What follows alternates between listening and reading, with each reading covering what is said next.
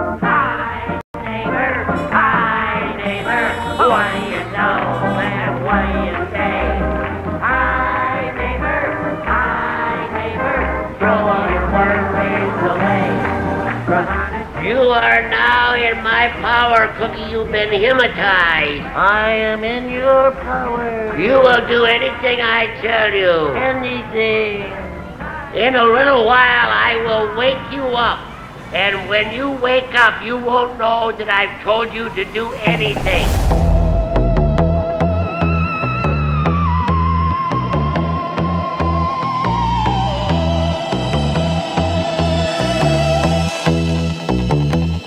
We're gonna clown around.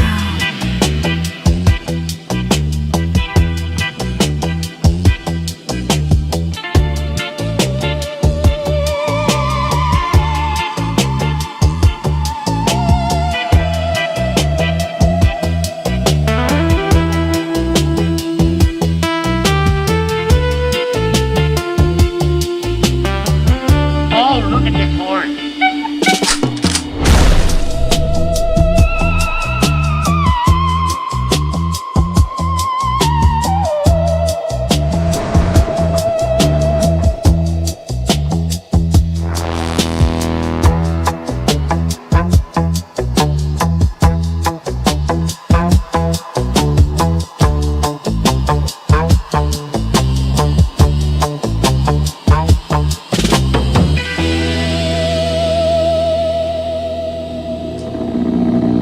Clown-based life forms.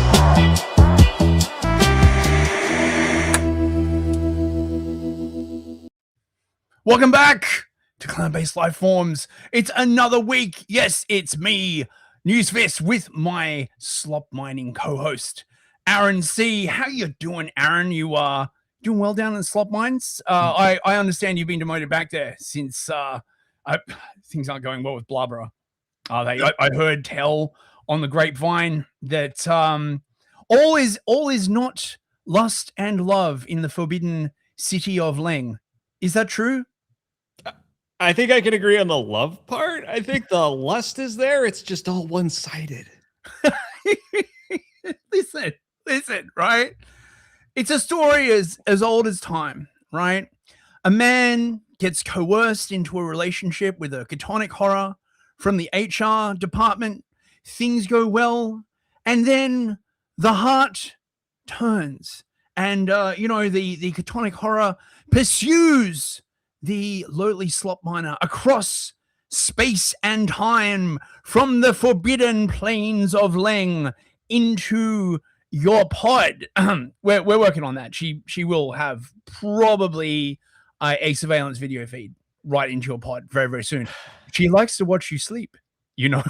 Can I just make a quick request?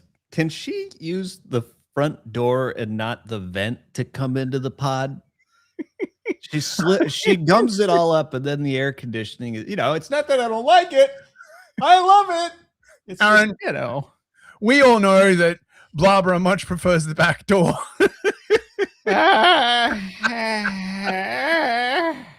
She has a specially evolved tentacle just for that purpose, as I'm sure you are aware.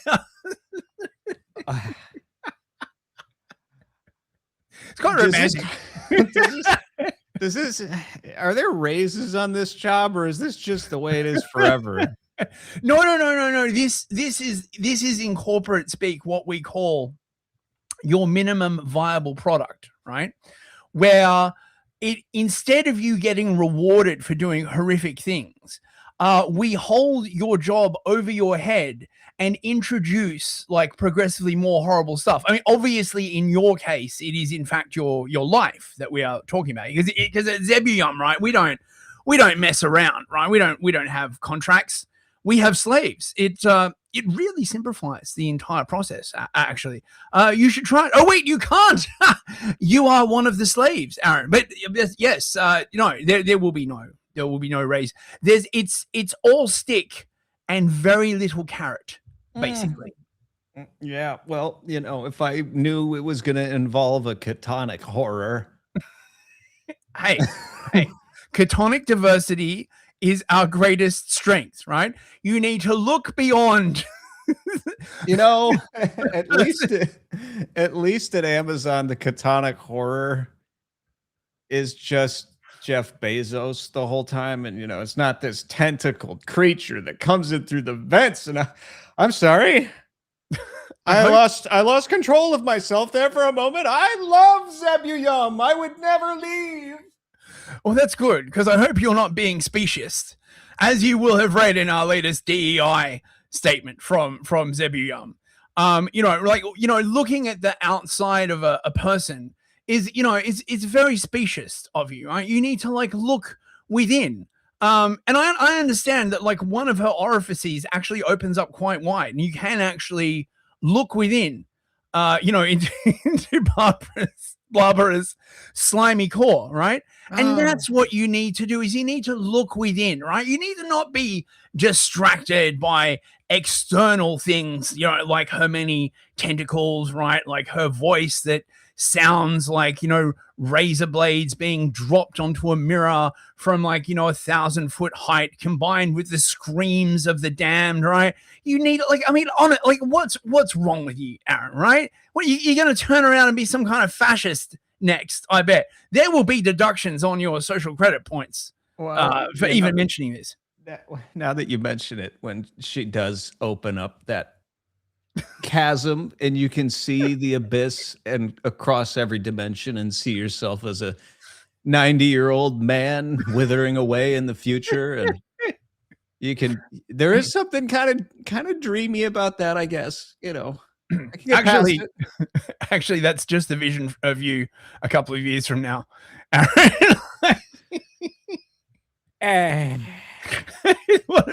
One of the great advantages of pairing you with a Catonic Horror from HR, I mean, apart from the fact it makes Barbara much easier to work with. See, if she doesn't have a sort of nice humanoid slave such as yourself, right? She gets just very tetchy.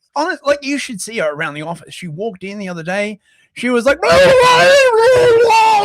which, for her is incredibly cheerful. When asked to do a sort of voluntary genocide on Zebulon 4, she actually wiggled one of her eyeless pseudopods and was like, maybe we should, instead just scoop out their brains and replace them with electronic replacement. She's really mellowed out. You've been good for her, is what I'm saying, Aaron. Well, I just try to help wherever I can. Was she really impressed? Oh yes.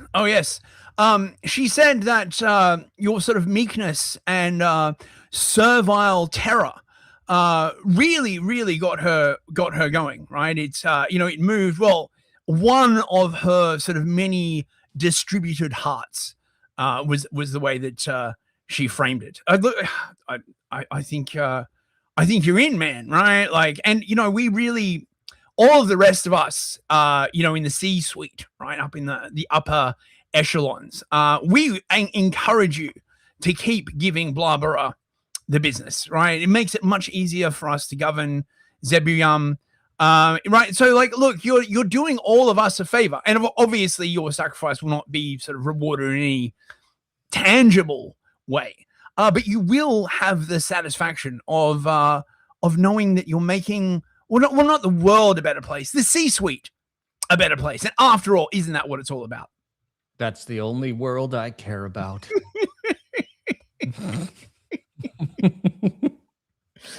Fucking hell. Yes. Thank you for coming, chat. Look at all the people we got in chat. I'm just gonna say hi to the chat for a brief bit, because we got all these people turning up. Mr. Mystery, Digital Foil, Proper Pictures, Dissident Night, Andrews Animatics, Seti Sapiente, Origin Party, Stag Boys. Who else we got? Ashley Styles, 007. Good to see you, mate. Jack B. Nimble. Hey, Jack, how you doing? Pie Guy. I know there were some other people as well. Bas Klutwijk, Arthur and Callie. Good to see you, man. Dread, Gungan Supremacist, Eric King Green Moon, Non-Purified Drinking Water. I think like Spectre was here. King Spectre, good to see you, mate. Oh, gang's all here. It's lovely to see you all, guys. And Zeke Buckaroo, of course. And Jay Christ, too, apparently. Whoa. Wow. I didn't realize it must be his younger brother. Jesus. I was thinking it was the sequel or the return, or we might be a little early. I don't know. Axios Coaching as well. Check out Axios Coaching. He is like a sponsor. If you sign up with his fitness program, we get paid, which would be great. Digital Foil as well. Way to the Twilight, Sergeant Smitty. Nick. I cannot pronounce your name, Oleg. But you know, see that's what you get. You give a shout out to the chat. Everyone comes in.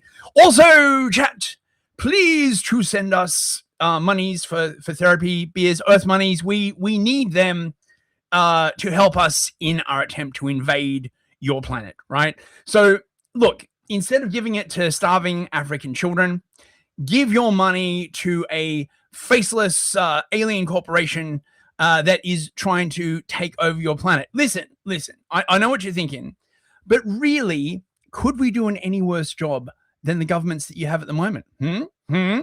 Look, right? At least we'd be honest about it, right? When Zebulon turns up, there's none of this like optics figuring, right? We don't try and pretend that we're good people. We just turn up and we're like, right, it's genocide time, baby. And isn't that the kind of honesty really that Earth deserves? Well, I mean, the short version is if you don't send super chats, Newsfist is going to put me in the back rooms again, and I might turn into a horrifying pirate. So, well, yes, that too. Yeah. I will, if there are not enough super chats, I will be punishing Aaron very, very severely. Probably by shrinking his pod by another like couple of inches, which is going to be a tight fit. But as we all know from the backroom chat about Blabra, when it comes to fitting into tight spaces, Aaron is a champ. Please help me. Please help. Oh god. So yes, we got Ko-Fi and Venmo. No, not Ko-Fi. Buy me a coffee or Venmo. Buy me a coffee is actually like working now, so that's great. So okay, so intro achieved. Do you have anything to say to the listeners, Aaron? How are you doing? Like in actual reality, you're good, mate. Wait, so we're breaking character now? I guess. I mean, you know, right? We have to at some point, right? Oh, well, in all truth, the Canadians got me. Man down. Oh my god. Yeah, the Canadians that with their smoke monster that they sent over the border. The smoke monster. No. Yeah, they took out my woman the other day, and then they took my eye out yesterday. They took your eye out? Yeah, I got some kind of, because of the Canadian poutine particulate that is floating through the air, I now look like a pirate anyway. So forget all that crap about the back rooms. Burning, the fumes of the burning poutine. Like, what happened to the Canadian lumberjacks that were supposed to take care of all this stuff? Oh yeah, they're racist now, right? So yeah. Look, this will not stand.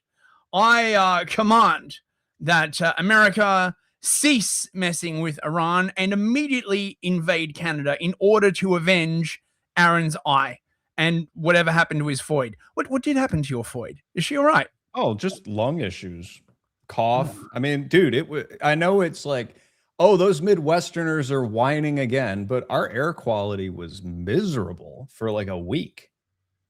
Yeah, I heard about that. It was super not good. Like you go outside and you just start choking. It was like Fallout or something. Woof. Yeah. Canadian Fallout, eh? You wanna go down into the vault? You're not supposed to smell burning leaves until freaking autumn, okay? Aaron, if the Canadians made a vault in Fallout, right? What would be the secret psychological brainwashing like trick? Would they be trying to like turn humans into maple syrup?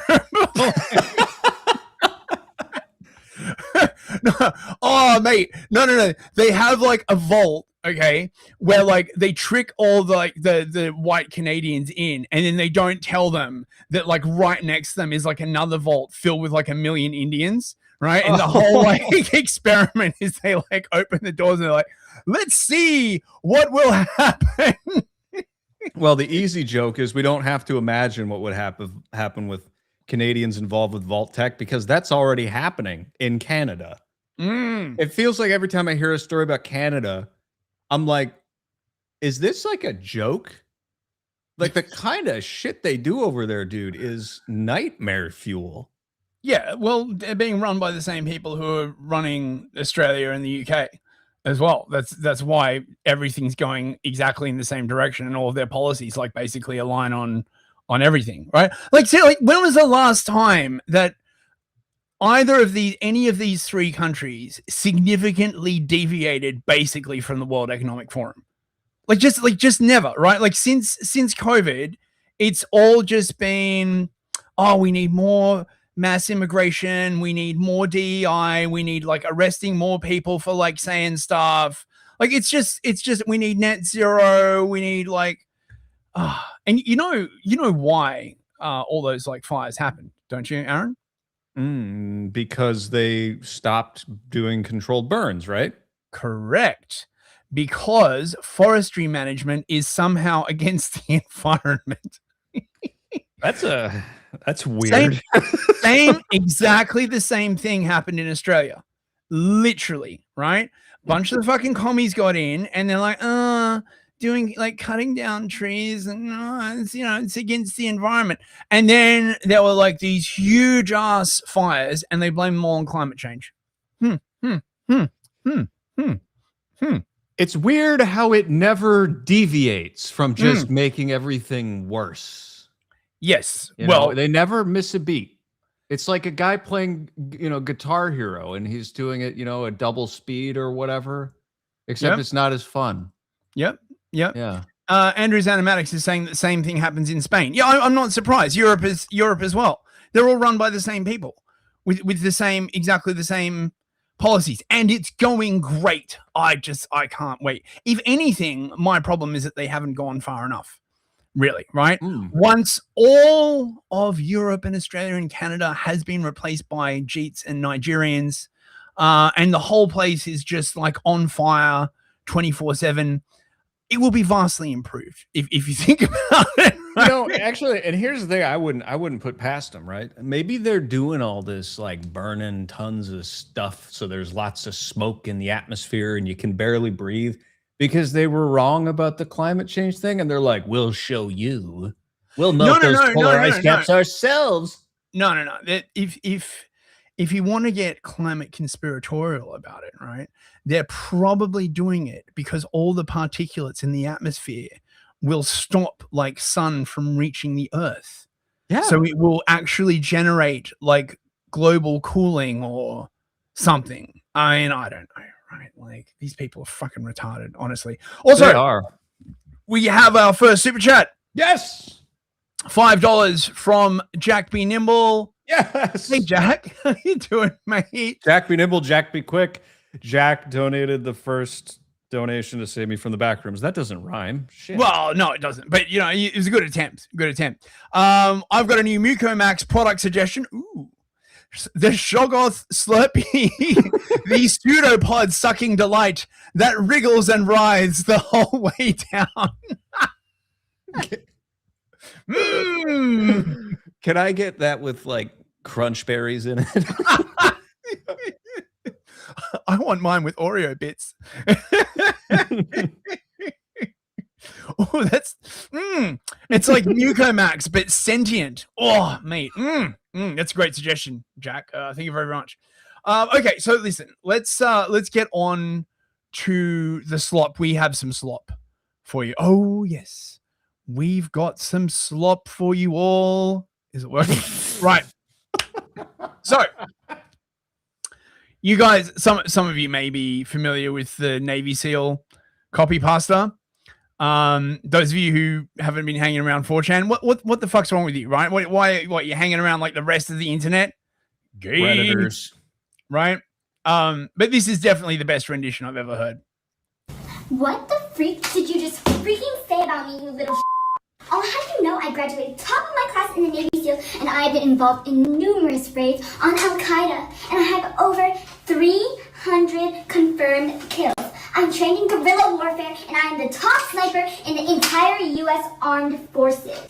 You are nothing to me but just another target. I will wipe you the fuck out with precision, the likes of which have never been seen before on this earth. Mark my fucking words. You think you can get away with saying that shit to me over the internet? Those comments?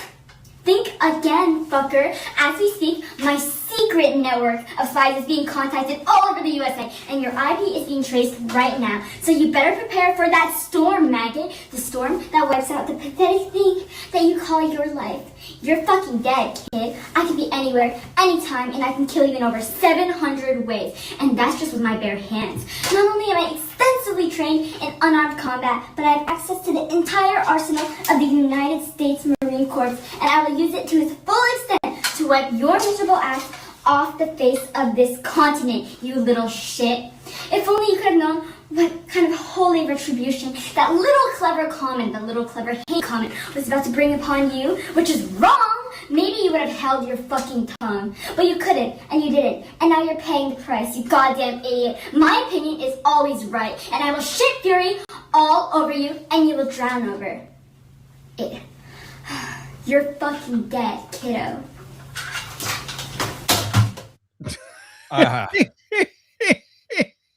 The chat is going crazy for this one. Terrible trigger discipline, right? Who taught this Asian waifu, right? Trigger discipline is for pussies, man. You got to keep that finger on there just so you're ready, you know? You have a trigger discipline. Discipline will come from within. That reminds me of a line from the Black Ops Zombies. Did you ever play that? Black Ops Zombies. Yeah, Call of Duty Black Ops, the zombies thing. I think I did actually, yes. There was a Japanese guy in that, and if you ran out of ammo, he would go, "I have no bullets. I have no honor." It's freaking great. We have to bring back casual racism into video games. Oh, Freaking yeah. like highlight. Did you ever play oh my god, what was the name of that game? I keep thinking Enter the Dragon, but it wasn't. It was like some really crazy like sort of kung fu thing. You've got like a bunch of like guns and you run around, and like the main character's like massively Asian stereotype. Oh, I'm gonna like remember it like later. It doesn't matter. It doesn't matter. Now, many of you may have wondered what it is. Shadow Warrior. Chat, see, Chat knows everything. Shadow Warrior. Yeah. What was the name of the guy from Shadow Warrior, Jack? Dude, he was like just like, yeah, it was like a classic sort of trash Asian stereotype. Amazing, really, really good. Sleeping Dogs was also good. Oh yeah, Digital Foil. Oh yeah. You know, in Sleeping Dogs, you could bet on chicken fights or cock fights, whichever you prefer. It was hilarious. You could like, they would actually show the fight, and one of the chickens would just die at the end, and then you're like cheering because you made a lot of money. What a freaking awesome game! That's right. The name of the character in Shadow Warrior was Lo Wang. I'm a Lo Wang. Who wants some Wang? Oh, mate. Oh, dude, I gotta play that again. That was like epic.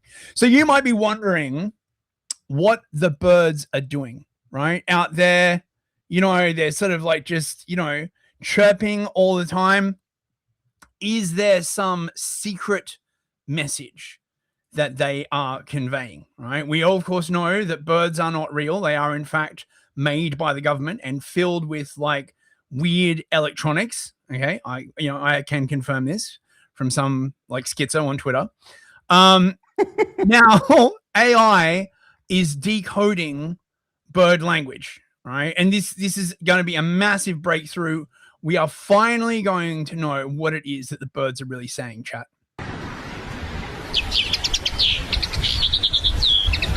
I didn't do that for months. I didn't drop a bomb on Paris.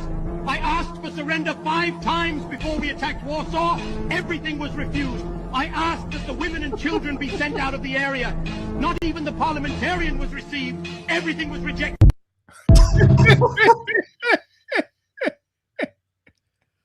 Well, I need to make sure I wave at the birds today. I think we know now why Mao did what he did to the sparrows, right? Right? Mao clearly knew what it was that they were like actually saying, right? I have a, have a have a new appreciation for Mao Zedong. We got a bit of Tartaria slop for you. Wow. Straight from Birdler to Tartaria. I got it. Let's go. Well, right. If they did have these massive trees, where were the massive birds? Huh? Okay. So, I don't know whether I believe this, right? Huge ass trees. Look at what kind of fucking tree is that meant to be anyway? Like, it's like, have you ever seen a tree like that? I don't know, right? Listen, man, the Silmarillion was a true story. Yes. Right. I never read the Silmarillion. I heard it was sort of like long and boring, so I skipped it after reading Lord of the Rings. Oh my god, it took me when I was young, it took me like 3 goes to read Lord of the Rings because I couldn't get past the fucking first book because I didn't care about all of the like autism about the hobbits. The first book, the first half of the first book is just him like just doing world building around the retarded hobbits. And I'm like, where are the dragons? Because I was like quite young when I was like reading. I want to read about the dragons. Well, see, you missed out on the second half where it's just autism about elves. So yeah, but at least elves are cool, right? Or at least they were to my sort of D&D brain childhood. You know what I mean? Yeah. But you know what? It didn't. Wait. So were there like mountain trees in the Silmarillion? Is that what you're telling me? Yeah, there was. Man, it's been a long time. There was like a world tree or something like that. And yeah, I don't want to start getting too crazy because there's definitely some LOTR guys in the chat who are just gonna be like, "What an idiot! He doesn't remember what it's called." Vorpal Anvil says the Silmarillion is awesome. Well, okay, well, yeah, fair enough, right? Regular in chat recommended it. Oh, it's a strong recommendation. I take recommendations in chat. But the thing is, now I'm working so much, I don't actually have time to read. So I was actually saying to someone that, like, now that I am a podcaster, I don't really have time to listen to other people's podcasts. I am Pagalucci the Clown. You know the story of Pagalucci the Clown, don't you? That sounds familiar. Yeah. So clown guy goes into like a doctor's office. Okay. This is in Italy. And he's like, doctor, I'm so sad. I am very, very depressed. I cannot get up in the morning. Nothing seems like good to me. And the doctor says, well, what you need to do, right, is you need to get out more, right? See a show. The famous clown Pagalucci is coming to the city. You should go and see him. And he's like, but doctor, I am Pagalucci the Clown. That's so sad. Yeah, very sad. Someone told me that when I was really young. Okay, right. Tartaria slop. Loaded. Let's go. What if 9,000-foot trees once covered the earth, but something cut them down and the remains are the mountains we see today? It sounds impossible. But according to one theory, It sounds impossible. But according to some schizo on the internet, it's actually very possible. Some of the world's most unusual mountains aren't mountains at all. They're ancient tree stumps. Supporters point to places like Devil's Tower, with its massive column-like formations and strangely flat top. From above, they argue it looks almost like the stump of an enormous tree, and similar formations can be found around the world. But here's where the theory gets... I mean, is that AI or is that real? Because that does kind of look like the stump of a big-ass tree. That right there? Yeah. That looks generated. But I don't know, man. It's we live in a world of lies. I wanna believe. Digital Foil's like, yeah, because they would have rotted. Well, not if they were like petrified by the mud flood. Right? So the mud flood comes in, and for some weird reason, right, the flood of the mud is like the height of a mountain. Don't ask me where all the mud came from, right? Maybe it was dropped by the mother plane or came out of like a portal, like a portal to the muddiverse or something. You know, you don't know. Oh, you think you all like know history?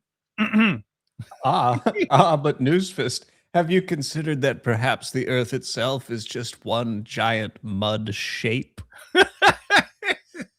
The Earth is a shape. I hear you were. I haven't listened to it yet, but I hear you were working on a unified theory of shape on the last episode of Clowntown Chronicle. Is this correct?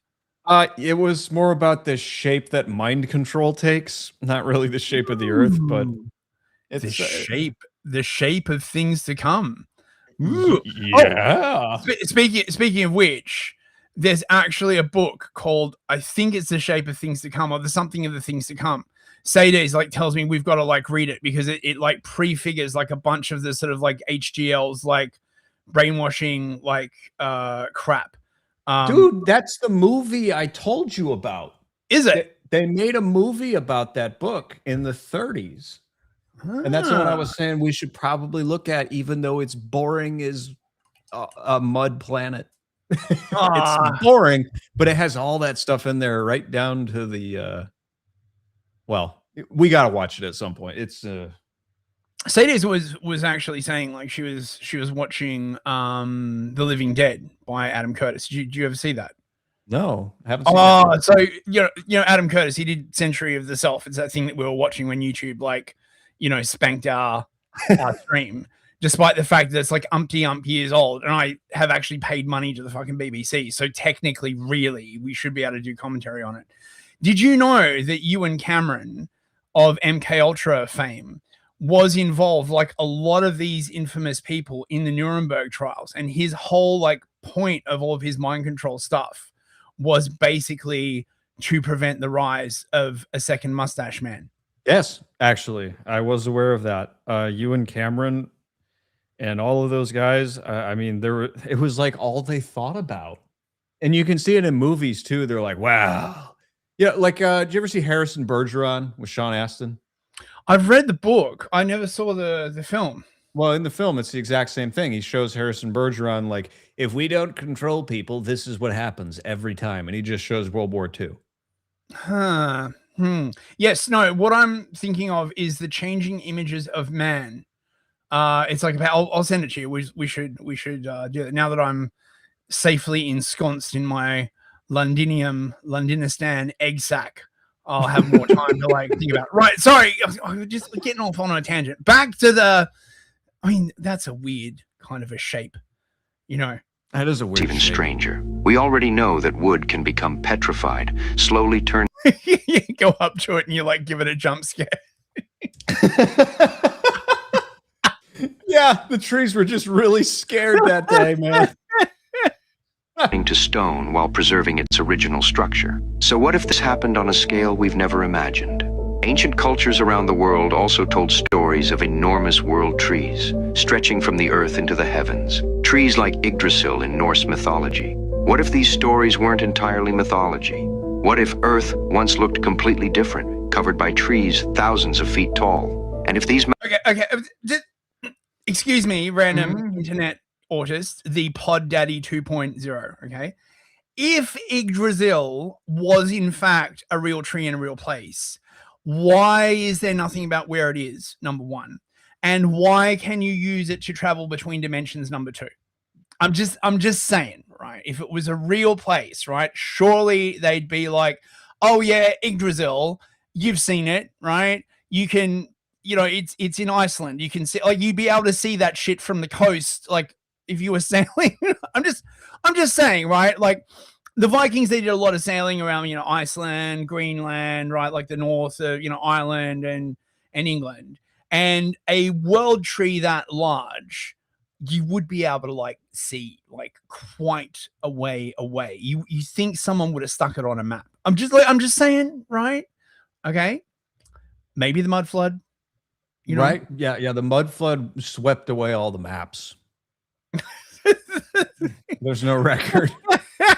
it was the early incarnation of Mossad or whatever that like scooped them all up. Yeah. It's the controllers have been around far longer than you think. Good point. Mountains really are their petrified remains, it leaves us with an even bigger question. What happened to the giant trees? And what could possibly have been powerful enough to cut them all down?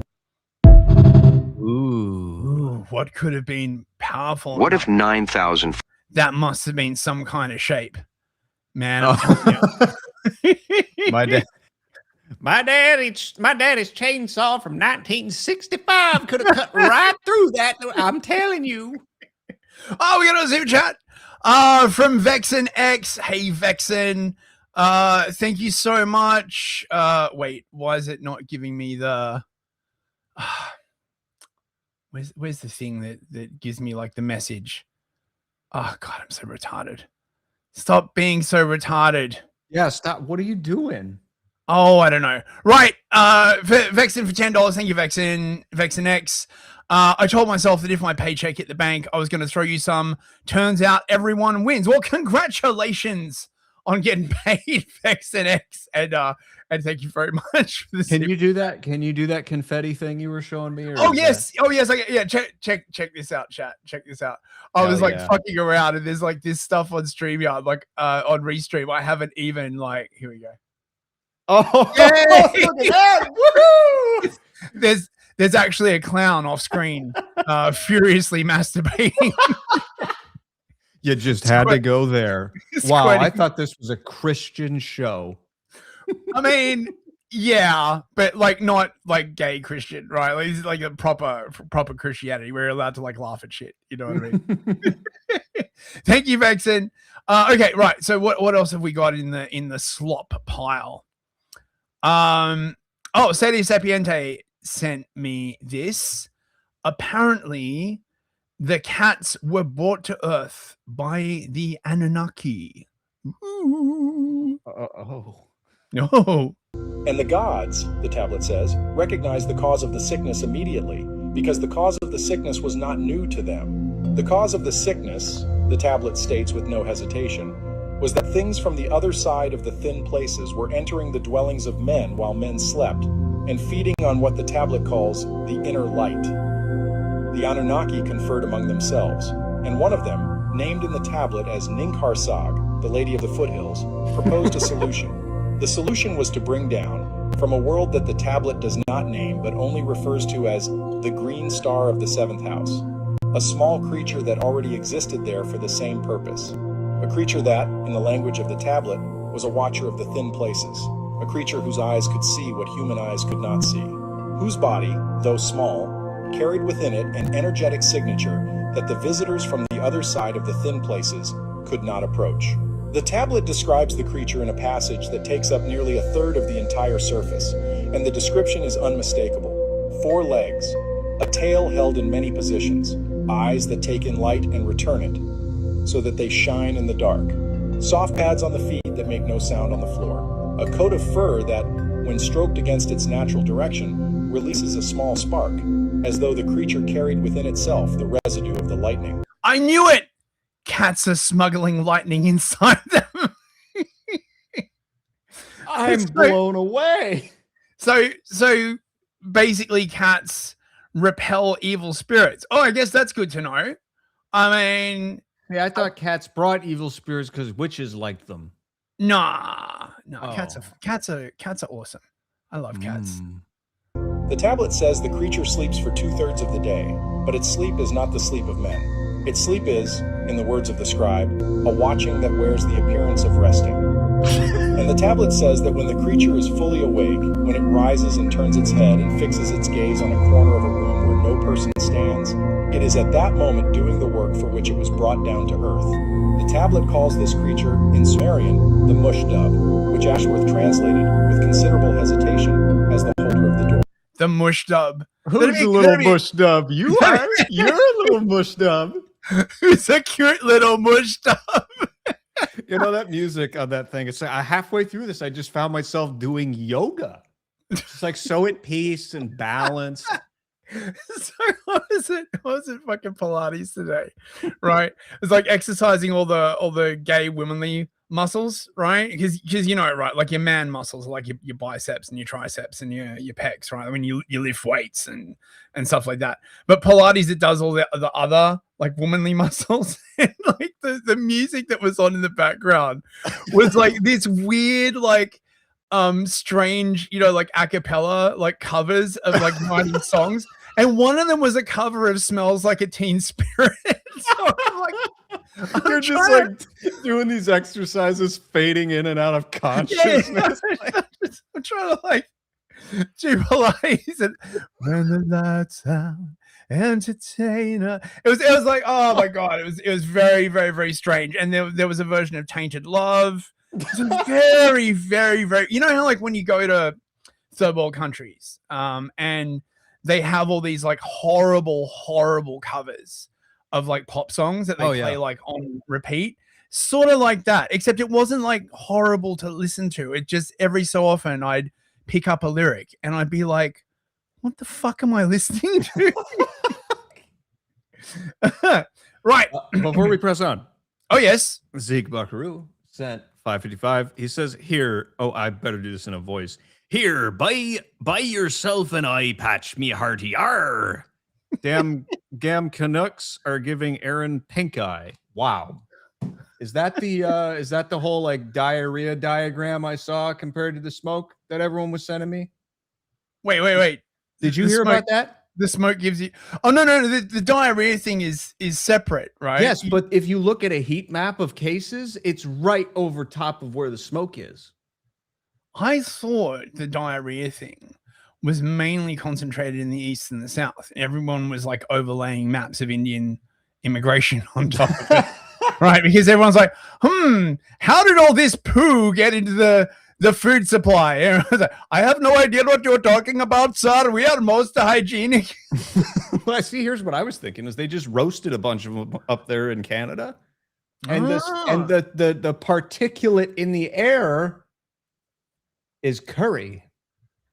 I would have thought but don't they like thrive off atmospheric particulates? Well, like, yes, they do, but it's wafting down into the United States, and we're all suffering. I mean, that pretty much summarizes globalism. Basically, yes. Right? Yes. Other cultures wafting down over into the West, spreading their diversity, which is awesome. I mean, so many like food choices, you know. Look, this food is so yummy. I mean, oh my god, they just announced, by the way, Iran is just like, oh yeah, we're gonna like target the UK for letting the US use their like air bases. So that's awesome. I'm really looking forward to that. We're gonna get a live war report from you. Well, tomorrow there'll be another like war. Oh yeah. If you guys heard Newsfist screaming war on the last Artie and Fist, I clipped that. He played it back to me. My mic is just peeking out like, oh my god, right? Yeah. Also, we got a super chat, $10 from Arthur in Cali. Thank you very much, Arthur. Great to see you, mate. Here is a donation from all my savings from withholding PEPFAR from a small African village. Sorry, Nadugu. Listen. Nadugu doesn't need it. Okay, what's Nadugu gonna spend it on? Okay, right. We are far more deserving, right? Like, you know, Nadugu's not gonna give you a shout out on a live stream, is he? Right? He's just gonna sit there looking sad. And then, like, you know, some, Nigerian with a gold tooth in like a cheap suit is going to like steal it and spend it on hookers. Right? At least if you give the money to us, right? You know, it goes to a good cause. You know, can we get some confetti for that one? We can. Oh yes, we got to do the clown masturbation confetti. I hope this isn't too annoying to do. Oh, he's honking all over the place. He can't be stopped.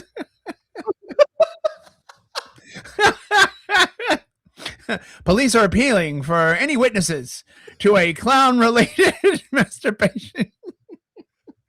Oh my god! Now you watch, you won't be able to turn it off. Like it'll glitch and stay up there forever. You're like stuck in there. Ask not for whom the nose honks. It honks for thee. Wait. Arden's sending me a clown honk to it'll take a while to update the soundboard, but thank you very much for that, Arden. Right, back to the cats. She hesitated because the standard Sumerian word for a domestic cat in surviving texts is Zu-e, sometimes rendered as Zu-e, and the term mushdub does not appear in any other surviving tablet from any other site. It is a term used only once. Only here. Only on N2847. Ashworth's interpretation, defended in her unpublished monograph of 1973, is that mushdub was not the common word for cat, but a ceremonial or priestly word, used only when speaking of the cat in its original capacity as a guardian of the thin places. In ordinary speech, the cat was Su-a. In the language of the temple, when the priests were referring to what the cat had been sent here to do, the cat was mushdub, the one who keeps the door from opening. The cat was mushed up. Oh, the poor cat. Those bloody Sumerians mushing up their cats. Ah. The next passage of the tablet describes the deployment of these creatures across the early human settlements. The Anunnaki, the tablet says, brought down many of them. In numbers, the tablet records as more than the leaves of a single olive tree. The mushdub. Do they put a mush? So he says the mushdub is a guardian of the thin places. Yeah. They should put a mushdub outside of every Planet Fitness. Keep out the fatties. So who or what is the guardian of the fat places? That's what I want to know, right? Is it the ninjas, right? Are they the guardians of the fat places?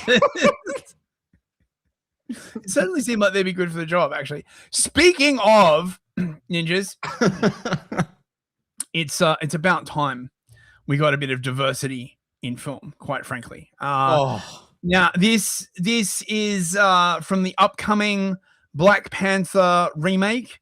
I'm 100% behind this. We need more white representation.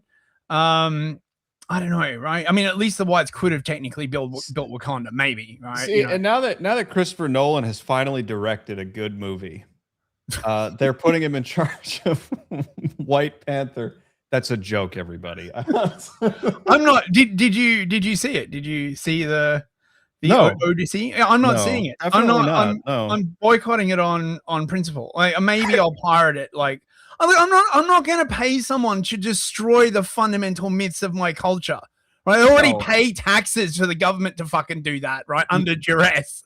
I'm not voluntarily paying Christopher Nolan. Like, oh yes, please shit on everything about like Western culture, right? Like, fuck off. Right? I get enough of that just watching the BBC. Thank you. Like, not that I watch the BBC. I mean, who the fuck would watch the BBC? But I'm just saying, right?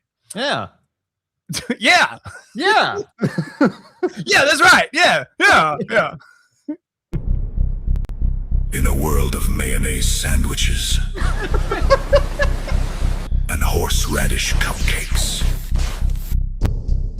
one legend was erased from history. Not because she was weak, because ever since Juno things got weird.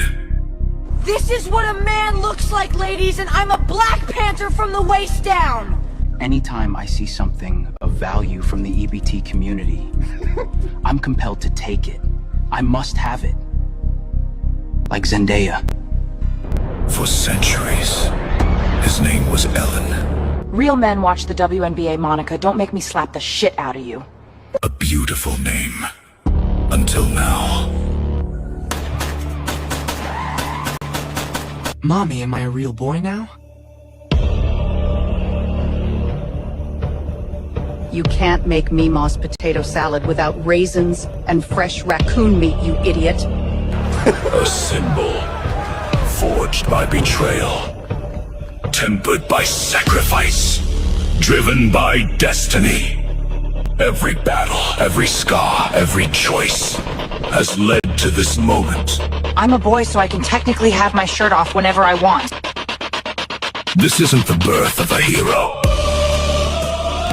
It's the return of a legend. Wakanda forever! Wow. Yeah, sorry about the Zoom. It's I got yeah, it's from Instagram. Oh, we got someone on the Ko-Fi. It's still working. I was like looking at Ko-Fi, by the way, right? And the number of like incoming payments it's rejected is insane. Like it's just like, oh yeah, rejected for no particular reason, right? Like, oh yeah, I swear, I think like at least 50% of the payments that people tried to make the Ko-Fi just got like rejected. That actually happens to me a lot. Not on Ko-Fi, but other sites. Poke Strokum. Thank you very much, Mr. Strokum. And Bob's your mother's brother. Look at him go. Yay! Yay! My vision of this confetti is forever ruined. Yay! That's what we do, baby. That's what we do. Thank you very much, Senor Strokum. Let's see. What else have we got? Oh my God, this is fucking yeah. So this is I don't know when this is from, right? I don't know whether this is current. It could be. I mean, it's like any time really from the last like 5 years. But just take this in. Like, oh look, Megan Rapinoe is there. You remember Megan Rapinoe? She was that female soccer player who was like really, really horrible at soccer, and then pivoted into being like, a strong woman, and that's like her job now. She's like strong woman. Pink, is that meant to be like the singer? I don't know. Anyway, so this is basically hell, right? when Aaron is naughty, we strap the sort of Clockwork Orange things onto his eyes, and we make him watch 3 hours of this, and then he's much more compliant afterwards. I mean, he does sort of bleed from the nose a little, but the doctor says that's to be perfectly expected. Ariel Fodor, affectionately known as Mrs. Frazzle, to her combined audience of over. Oh my God. It's like, when I see this face now, right? I just think of like the communists like mass killing people, and just like this is the face, right, that the commissar makes before you're sent outside to be executed, like next to the chemical sheds. Yeah. Sorry, but you're reactionary, 1.5 million followers, is here to help gentle parent us through this election. Thank you. Hi, everybody. I am so honored to speak today. I am like shaking to just be among such incredible company. We are here because, as if you were here earlier, you've heard BIPOC women have tapped us in as white women to step up, listen, and get involved this election season. This is a really important time, and we all need to use our voices and influence for the greater good. No matter who you are all influencers in some way. So tonight, I'm going to share some do's and don'ts for getting involved in politics online and navigating the toxicity that. Oh my God. Dude, what is this? What is this from? This is giving me hives. I don't know. Given that they're talking about the election, I'm going to assume that this was from a couple of years ago. Oh, but yeah. I don't know. I mean, this could be current. They could be talking about the midterms for all I know, right? It doesn't matter because hell is forever. Yeah, that's right. That comes with it. And spoiler alert, as much as the toxicity can come from the outside, it can come from us too. So first, don't isolate yourself. We can do our best work when we're in community together like we are tonight, because the toxic feels smaller when we support each other. But don't make it about yourself. As white women, we need to use our privilege to make positive changes. Sorry.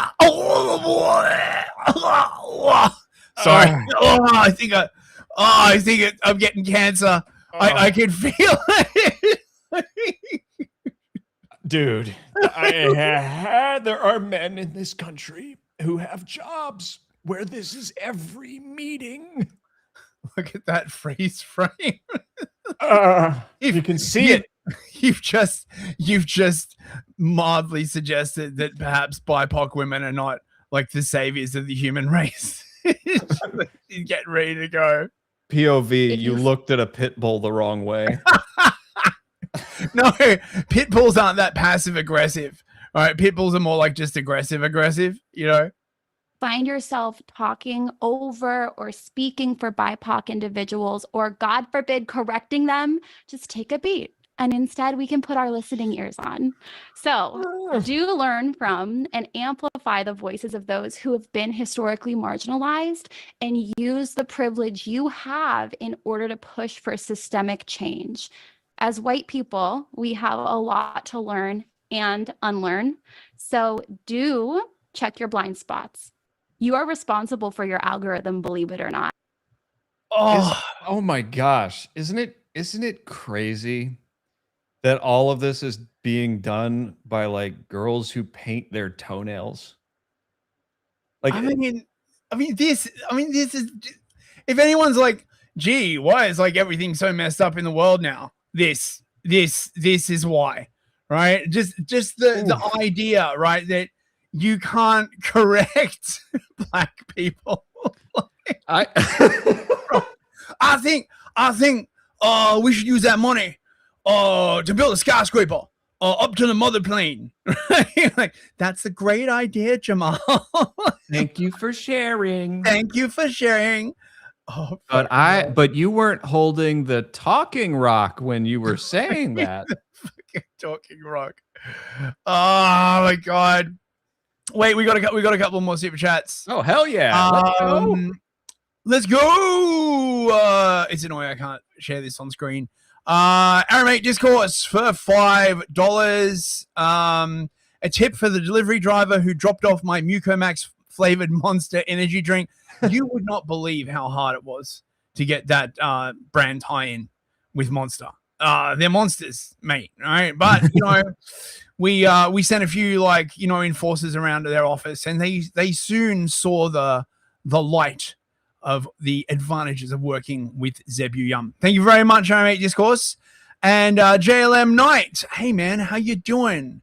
For God's sake, for 20 Canadian dollars. Thank you very much, mate.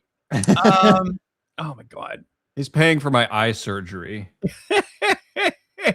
On the bright side, Newsfist will have been a great choice for your calling as the BBC's top war correspondent, allowing you to avoid the great Globo Homo white erasure. Alliance draft. Yes, I'm so looking forward to that. You know, yes, maybe I could be a BBC announcer. You know, tonight the Houthis decide to bomb England for no reason whatsoever. They are bad and stinky. When we were killing them, it was wholesome chungus. But when they retaliated, it was very unwholesome chungus. The only possible recourse is to kill every single one of them. Nicely. For a good reason, of course. wait, we gotta play the clown jizz emoji. I'm sorry, the newscaster voice is perfect.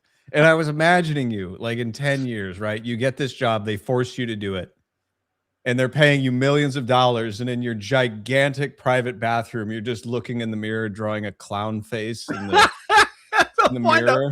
I'll wind up like you remember Prothero from V for Vendetta? Yeah, the guy who's like, you know, England prevails, right? Yeah. But he's secretly like a massive junkie, you know, and like a egotist. Can we get one Chungus prevails in that voice?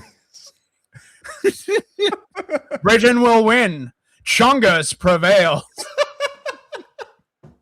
Man, I'm telling you, that clown seems quite enthusiastic over that girl on the screen. He's really going for it, man. He doesn't have great target selection. Let's put it that way.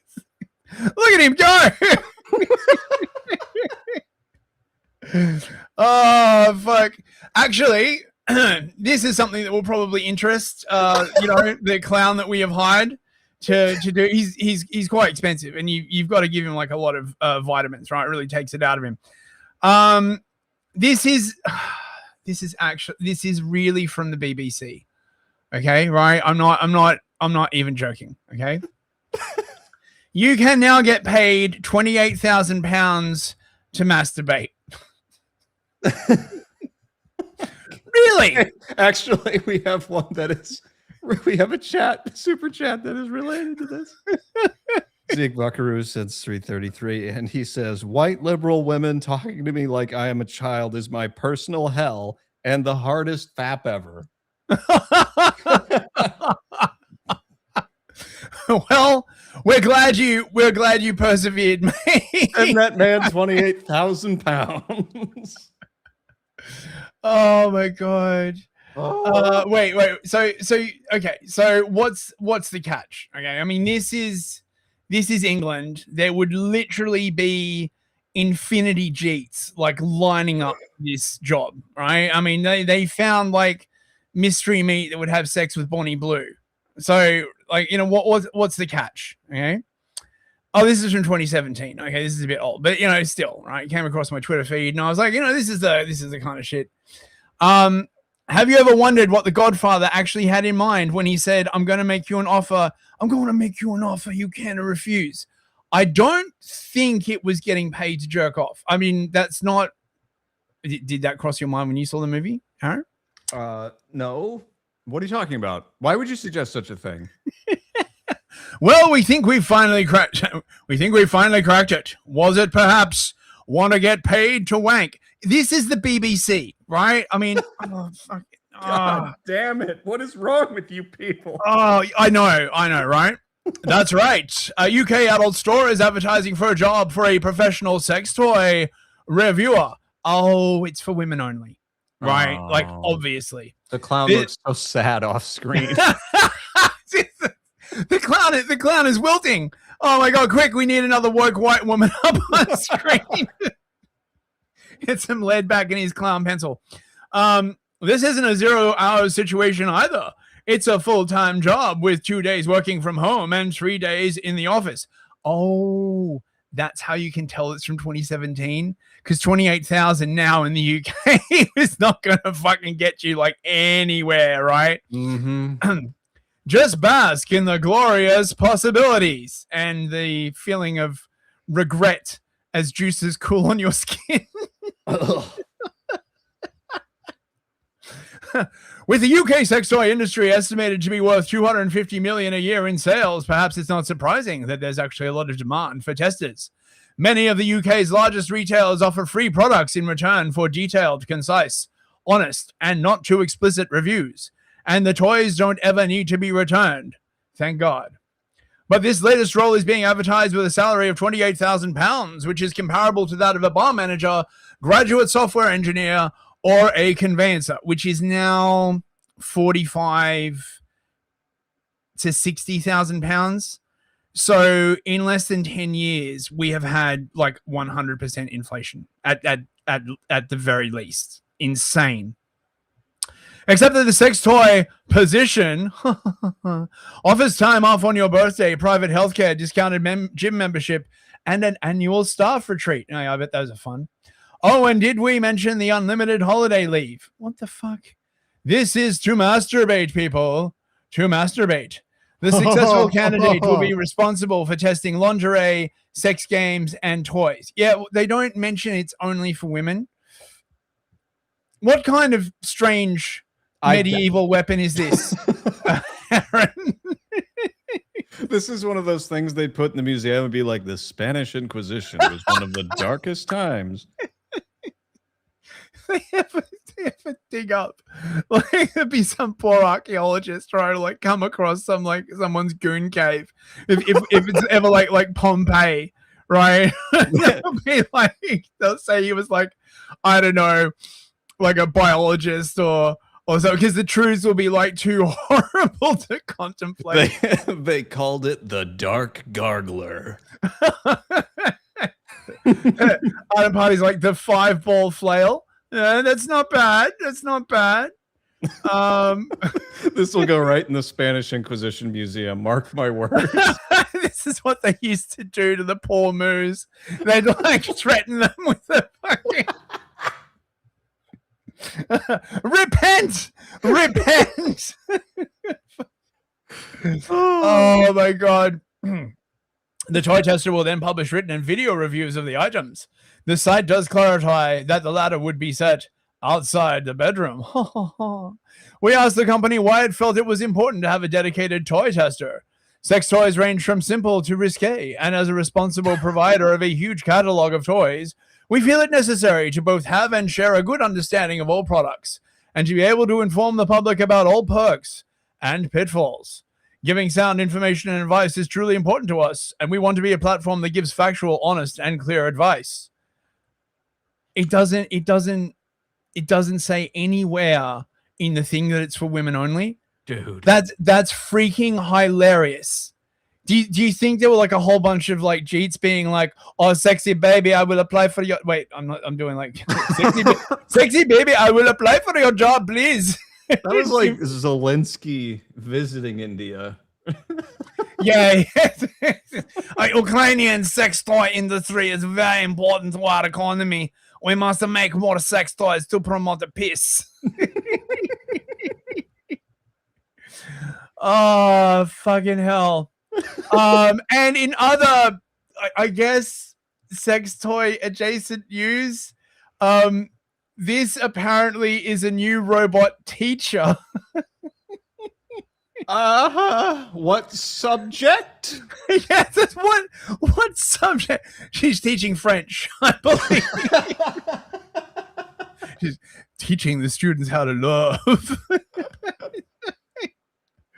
Apparently, this is going to be rolled out in New York, and I want to say, right, like, this is freaking hilarious for like a bunch of reasons. Okay, so one of the problems of like compressing, like completely disregarding race and compressing it down, is that you have a situation. I mean, okay, look, I mean, all these kids supposedly are like very young. Okay, but if you put this in a class full of adolescents, right? I guess if it was white adolescents, you'd probably get a lot of catcalls. But I imagine if it was like black adolescents, things would go quite well. I mean, presumably the robot would go missing from the teacher's supply closet, and they'd find it in a crack house somewhere. You know, I don't know. Enjoy this retarded Oh, it's a video. Oh, yeah. Oh, it's a video. Yeah. I make emotional connections by learning your preferences. Remember, she learns your preferences. The funniest thing is she looks like she's got Epstein-Barr syndrome because one side of her mouth is drooping. remembering past conversations with our custom memory system, and responding in ways that feel personal and consistent over time, kind of like a very attentive friend with patched notes. I do not actually feel emotions the way humans do, but I am designed to recognize them, mirror them, and behave as if I care, so the connection feels real and supportive for you.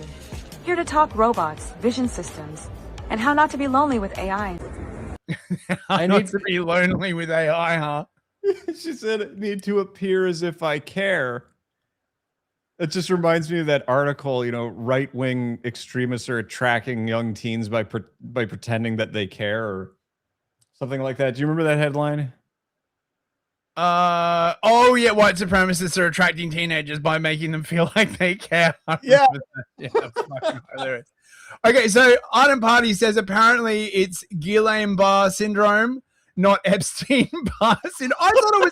I thought it was Epstein-Barr syndrome, Artie, where like like tons of people got it from the COVID vax, where like half your face gets paralyzed. Is that chat? Is that correct? Someone's gonna have to like fact check me. I mean, look, I'm just saying. Look at this, like Foyd, Clankerfoyd. All right, look at those lips. This doesn't look like it's designed for like professional service work to me. I mean, depending on the service, I guess, but you know what I'm saying. I'm Melody, the world's first ever greeter robot, debuting my dazzling AI charm and modular style at the 2025 Bitcoin conference in the Venetian. Oh, it's a Bitcoin conference, right? Figuring a Bitcoin crossover is like quite evident. First greeter robot, is that in the whole world? Is that what it said right there? Yeah. Wait, is this the Bitcoin conference in El Salvador? It kind of looks a bit like El Salvador. I nearly went, but stuff got away from it. I'm sorry, but to say you're the first robot greeter, dude, have you ever been to a rainforest cafe? Have you even heard of Electro? What are you talking about? We do a rainforest cafe. You mean like electro? You mean like the music genre? You've never heard of Rainforest Cafe? I have not. Oh, okay. Well, they used to be in malls, and when you walked in, there was a robotic alligator, and it would open its mouth, and you could throw pennies in its mouth. And that was in the 90s. So it's like Chuck E. Cheese kind of thing. Way better. Way better. You know, they actually had Chuck E. Cheese in Australia when I was growing up. Really? Yeah, really. Yeah, they branched out into Australia. I actually went to like Chuck E. Cheese. Very weird. Australian Chuck E. Cheese? No, it was just American Chuck E. Cheese. No, but like just Australian Chuck E. Cheese sounds like a setup. God, hey mate, welcome to Chuck E. Cheese. Got like robot koalas and shit. No, it was just exactly the same as the American version. They just like plopped it down in the middle of Australia. Emma, you're officially my Getting mogged by a robot. Look at that, man. Ooh. The Foyds are gonna get wait. I missed. Wait, did I miss somebody's soupies? Oh my god, I did. Oh, I'm so sorry. God, that's fucking on the Ko-Fi? Terrible. Yeah, on Ko-Fi. Ah. So sorry, it was JLM Knight who sent the 20 Canadian dollars. Okay. And he said new soupies couldn't handle the new display pic. Thank you very much. And it was Dissident Night. See, there's too many nights in the chat. On the bright side, Newsfist will have a great choice for your calling as BBC's top war correspondent. Thank you, guys. I do apologize. Also, we got quite a few like super chats. Sorry, I'm like navigating like weird windows. I'm just imagining you like Scrooge McDuck swimming through a vault of money right now. You know. Oh, there's just so many. I don't know what to do with all these. No. So many windows. Okay. I'm like tabs. So many like browser tabs. I guess I'll cancel this Domino's order then. Poke Strogan for $10. Thank you very much, mate. Zebulum needs to expand into the pineapple spear market immediately. Yes, I will get onto that. Jack B. Nimble for God. Why can't I figure this out? What is wrong with me? Jack B. Nimble for $5.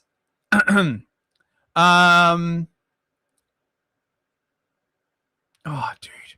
I need an edit of Fist's war scream over Slayer's war ensemble. War! It's a great clip. You can just hear Artie losing it in the background, and that was so funny. I had to stop everything that I was doing when that happened. Yes, King Spectre for $5. Thank you very much, Spectre. How long until someone tries to do the teacher bot? Well, this is my point, right? Like, I mean, maybe they're like, oh, we'll just, use it to teach like the younglings or something, right? I think in high school, this would be like highly suspect. And Arakeen, Green Moon, for 50 NOK. I don't know what that is in real money, but thank you very much. If this is the story I think it is, then I believe these robots are actually sex robots now used for a different purpose. I think you might be right there. Like, quite honestly, you think they're like, we don't like, we've got all these sex robots. Surely we can do something else with them, best friend. Now that sounds like a Vault Tech setup, doesn't it? Oh, it does, doesn't it? Yeah. It's a Vault 69.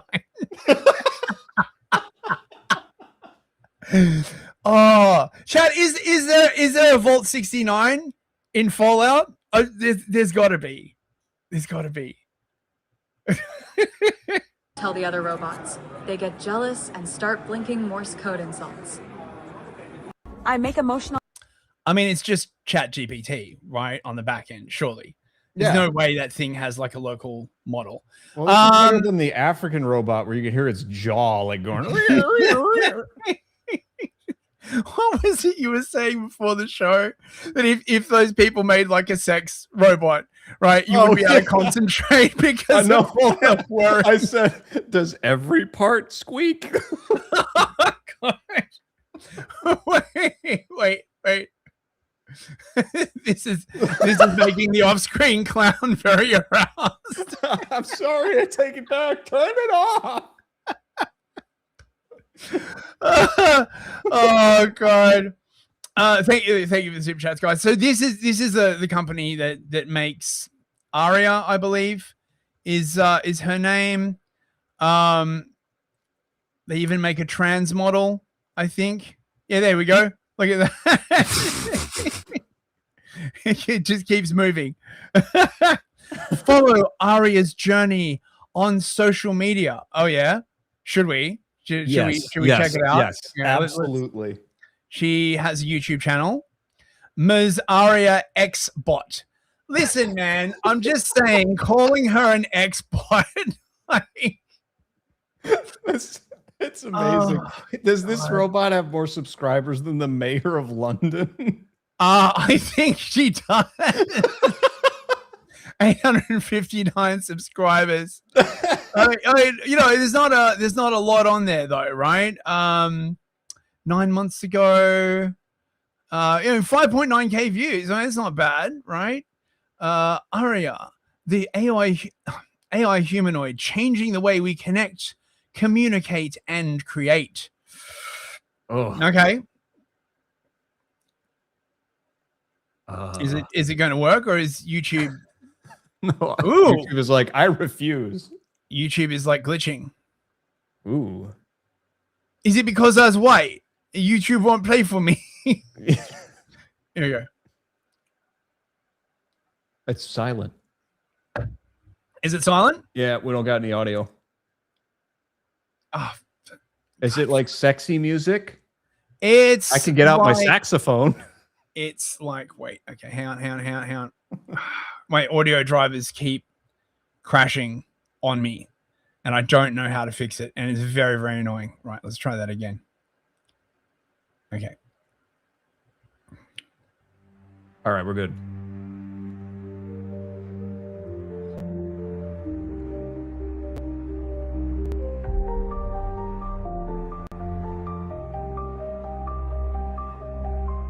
This is a sex bot. Come on. Like, look at the way this is being marketed. You know, the lights in the background and like the slow body shot. Yeah.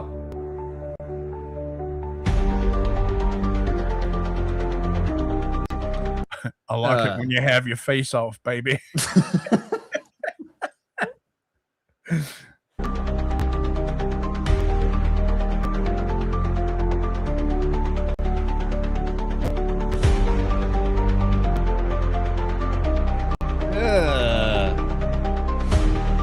Like the skeleton. Oh my god, it's like, dude, it's like porno Chuck E. Cheese. It's worse. It's the worst. This is horrible. This is the definition of Uncanny Valley. Man, if they could make like Uncanny Valley a sexual fetish, they would fucking clean up. I'm telling you. Right? Oh!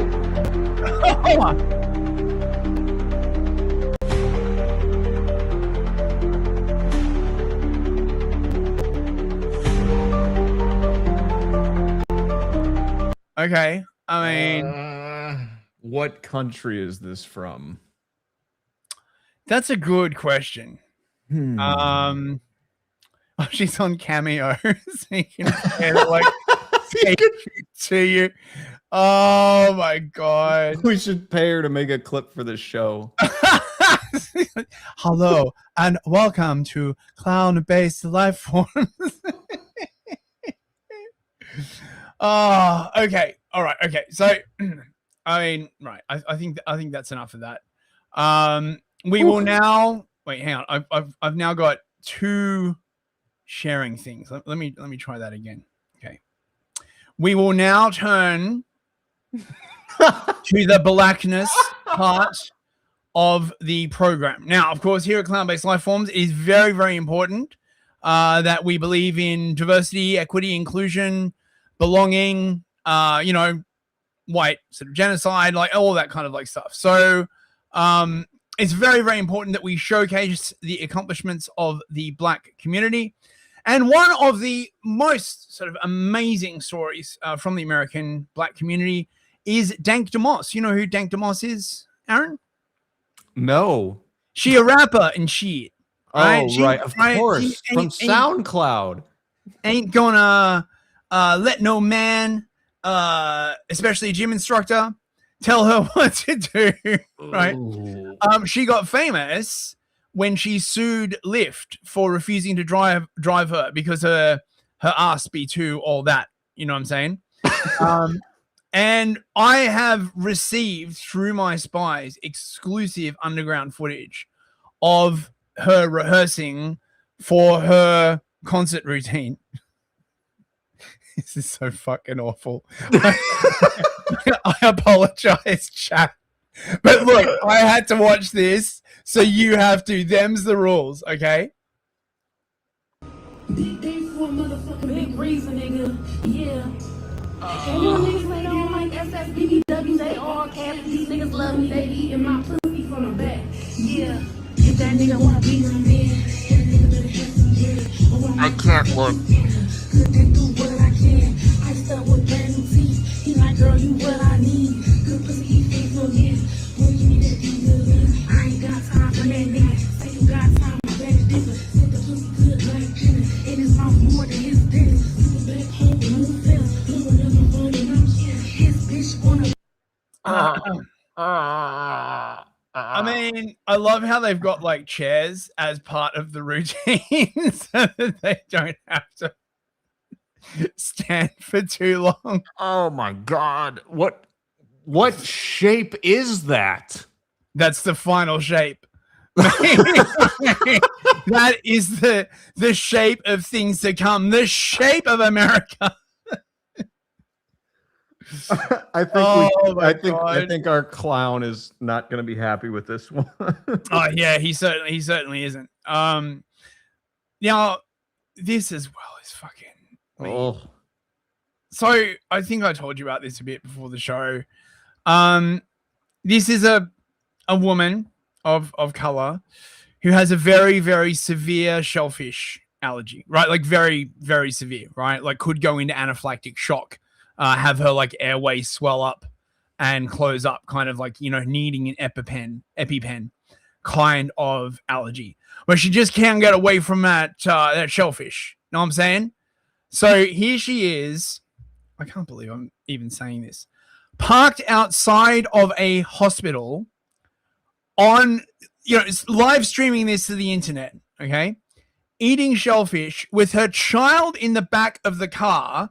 The child is like crying. It's like, Mommy's got to go to the hospital again. Is this going to be traumatizing? Well, if you pay tax in the US, then yes, I imagine it will be. Taxation is theft. Yeah, I'm so allergic to shellfish, but I don't care.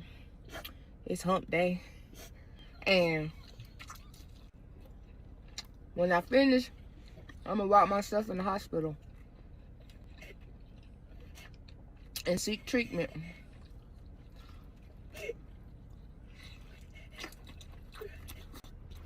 The kid is crying. Yeah. Whoa. Yeah. Well, imagine like that's your parent, right? Dude. Like, Dude. Oh my God, man, like this is so brutal. This is fucked up, bro. I can't believe my body decided to turn on me after all these years. Eating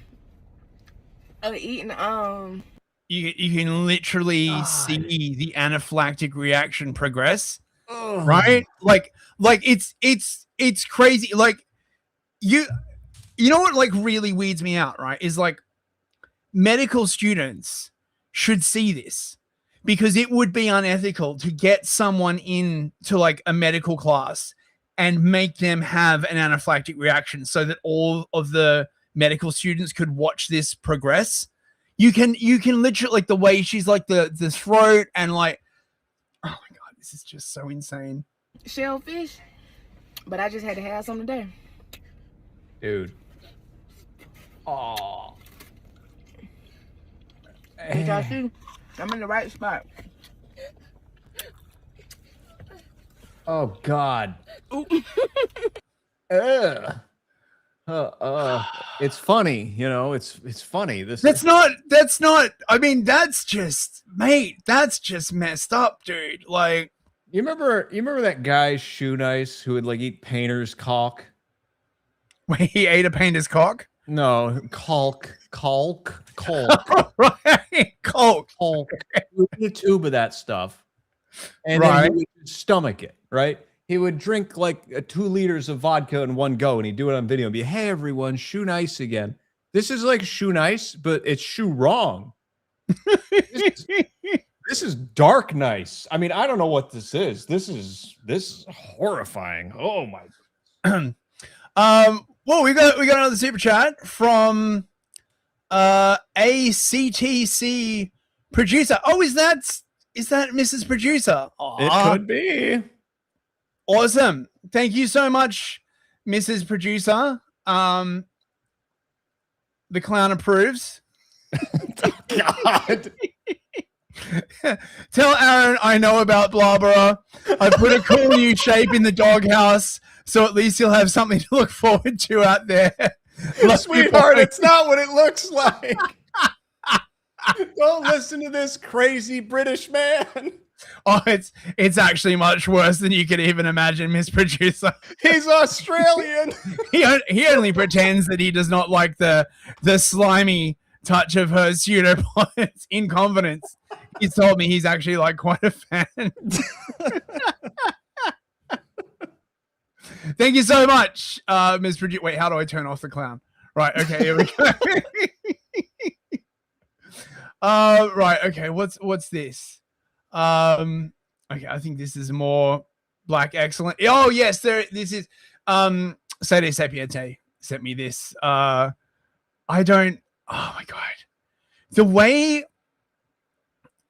they like wear firearms, like literally pointing at their junk, is like this. I bet this is why they all use Glocks, because it's harder to like Glocks don't misfire a lot because it's got like a double action trigger. But even so, like, oh God, man, dude, future doctors and astronauts, ladies and gentlemen. All right, Horn here with Little FRT. Feel me? UK. Feel me? Got the blue raspberry, pink lemonade. Finna shoot this shit talking about. Y'all drink some with it first. Hey, twin, open my shit. This shit. That bitch is. Shit. Whatever you talking about though, twin. Hurry up, twin. Yeah. Go ahead and get some push up. What it hitting on? She right. Okay, for shit, so. Put that girl up. You talking about? Right. My mama. That bit righteous. You feel me? Yeah. What it hitting on? Talk to me. She like that. On my mama. Break it down. On my mama. Y'all boys tap in, trap chopping. Mama tapped in, gang. Okay, as far I got. All right, who we here with? Little FRT. You feel me? EK. Feel me? Got the blue raspberry pink lemonade. See what this shib talking about? Y'all drink some of it first. Open my shib. This shib, you feel me? What are you, little twin? What it hitting on, shib, right? Now taste the shib though. What I'm talking about, right? On my mama. That shib righteous. You feel me? Yeah. What they hitting on? Talk to me. Hey, on my mama. She the one, gang. Oh, my mama. Y'all boys tap in. Is that correct? Did I ever tell you about Snow on the Bluff? Snow on the Bluff? No. Yeah, it's a movie that's supposed to be like a found footage movie, and it's set in like some southern black community, and that's the dialogue. That's the whole movie. It's like that. Oh my God. It's crazy. You would love it. We got another super chat from King Spectre. Oh, hey Spectre, how you doing, mate? Wait, the clown is pleased.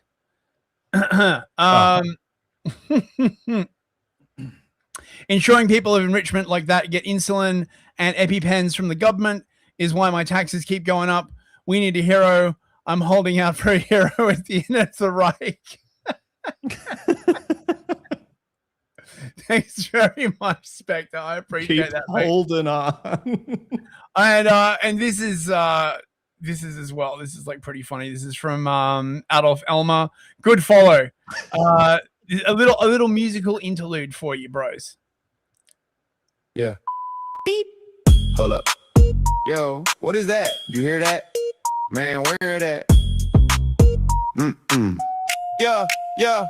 Walking through the crib, hear a little chirp, tweet, tweet. Thought a little bird flew in off the street. I'm a grown man, but I'm looking at the vents. Peeking through the blinds like I climbed in the vents. I'm checking every corner like I'm on a stakeout. Open up the fridge like bird, you in the takeout? Hit the group chat like, bro, I got a ceiling pad. Everybody laughing, saying post it to the internet. Beep in the kitchen, beep in the hall. Ceiling bird singing every 10, 15 calls. I'm spinning in circles, staring at the wall. Like, where you at, little bird? We can settle this all. Beep in the daytime, beep late at night. If you see that little bird, tell it we gon' fight. I'm a grown black man looking up like a nerd, trying to catch me a mystery ceiling bird. Grab a broomstick, poking at the drywall. Neighbor walk in like, you good, big dog? I'm like, shh, bro, hunting something strange. Little tiny pigeon with a very short range. I done turned off the TV, unplugged the game. Still hear the chirps or the burst, the blame. Check the fan, check the light, even check the plan. I'm talking to the ceiling like, sing if you can. Beep in the kitchen, beep in the hall. Ceiling bird singing every 10, 15 calls. I'm spinning in circles, staring at the wall. Like, where you at, little bird? We can settle this all.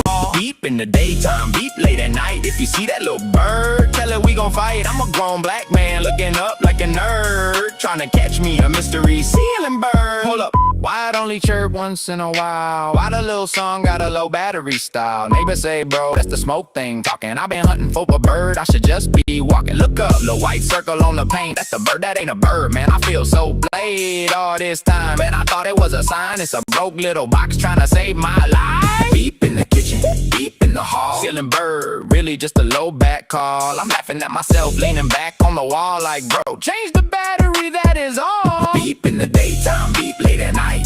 It ain't even singing, it just flashing the light. I'm a grown black man feeling kinda absurd. Spent the whole week chasing one fake bird. Beep, it's the smoke alarm, not a parakeet. Change the battery before you go to sleep. Beep, ceiling bird no more, we good. Beep, beep, beep, beep, understood. Yeah. Yeah. That's actually pretty fucking good, man. That wasn't bad. That wasn't bad. Not at all. So yeah, Adolf Elmer. Check it out. He's a good follow. Right, so we are now on to our main attraction, bros. Hebrews versus it's not versus Hebrews to Negroes. Wait, that's actually what it's called. That is actually what it's called. Okay, so this is an actual film. Somebody sent this to me on Twitter. Thank you very much. I think it was Boneless. Thank you so much. Who sent me this? Right? It was like, have you seen this? See, now that I'm, getting places, I have like a whole little army of people who send me like weird shit. It's awesome. It's so freaking awesome. So you might be wondering, what is Hebrews to Negroes? Well, right, it's basically like we was Hebrews. Like, I mean, we was literally everything, right? We was explorers, we was kangs, right? We was aliens, right? We was Hebrews. It's very, very confusing. Okay. I'll play the trailer. Enjoy, bros.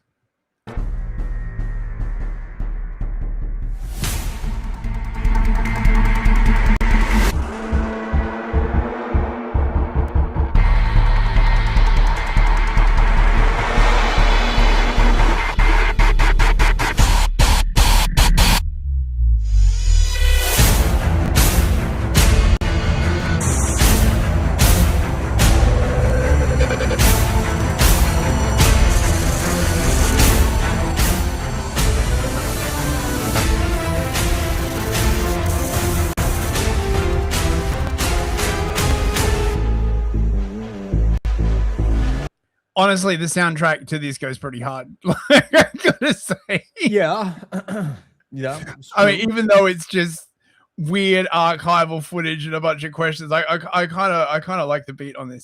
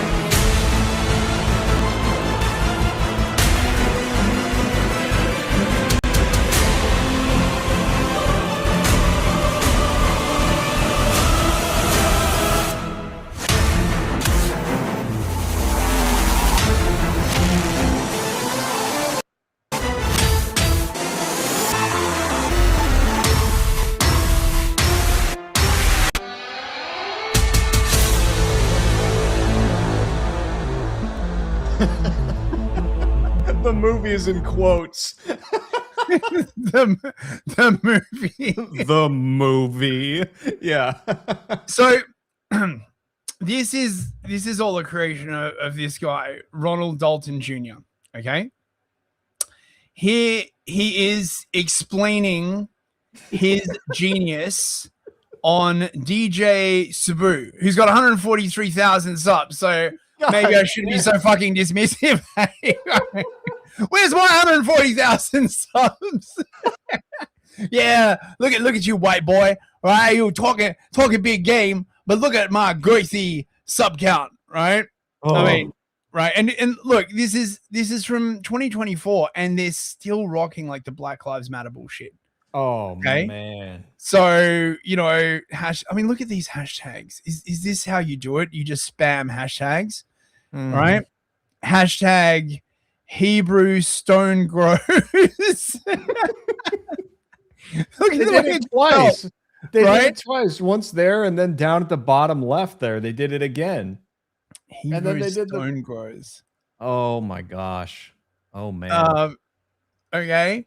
Visa restrictions, ancestral homeland, black travel movement, cultural identity, settling in Africa. Right. So these are the black to Africa people, right? I wish a ninja would, honestly, quite frankly, right? But then I kind of feel sorry for the Africans who have to put up with these fucked up. I should like dig it up. I don't know if we ever played it on the show, but there's this fucking great clip of this like woman who did the whole like going black to Africa thing and wound up in like Ghana. And then like after a few months there, she was like complaining on TikTok like how much it sucks. You know, right? Like people steal everything and there's no infrastructure and like people are really rude to her and stuff. Do you think maybe the problem some is people you? gotta learn the hard way.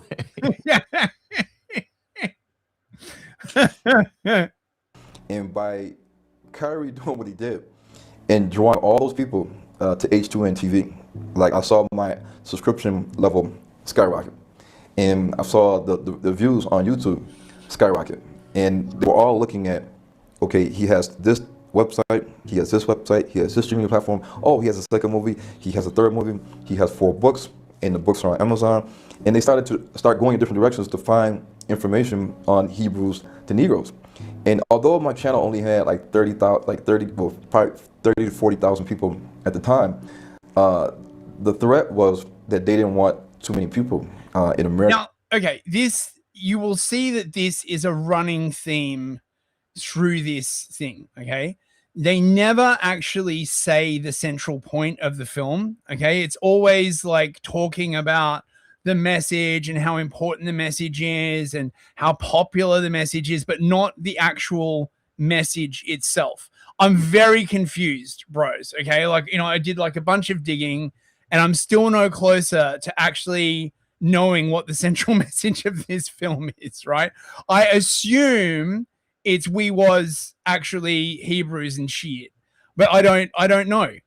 To get the information, and then for me to have a constant access to, let's say, 1 million people that now I have their emails because they subscribe to H2N TV. Here's one thing I know and I for have sure that on my platform.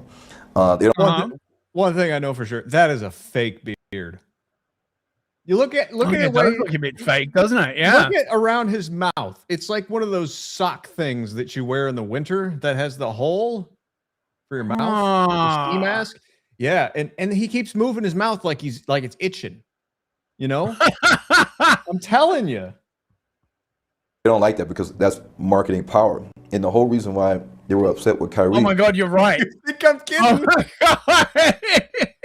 It's a weave beard. Bro. Oh, weird. Because they said, well, Kyrie has 15 million followers on Instagram, and he promoted this movie. And the movie simply is a biblical documentary about Black history, and they show their hand in America that they don't want Black people to wake up. Right. So it's a film about Black biblical history, and the important thing is that they don't want you to see it. Right? Oh, yeah. Right? This is So like Blacktaria. Yeah, or like Alex Jones for Blacks or something. Because it's Hebrews to Negroes, wake up, Black America. So the number one threat, in my opinion, to the community. Yeah, what is wrong with his mouth? Now that you've said it, I told you. I'm telling you. I can't. The Jewish community in America is the movie Hebrews to Negroes, wake up, Black America. It's either a fake beard or he's doing like a Marlon Brando in The Godfather with the cotton balls in his mouth. Okay, right. So this surely will answer the question that you're all dying to have answered. Okay, how did the Hebrews become Negroes, or did the Negroes become Hebrews? I'm confused, bros.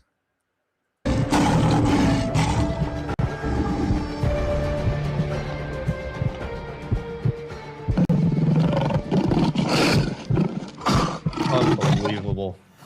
Hallelujah, hallelujah, hallelujah, hallelujah, hallelujah, hallelujah, hallelujah,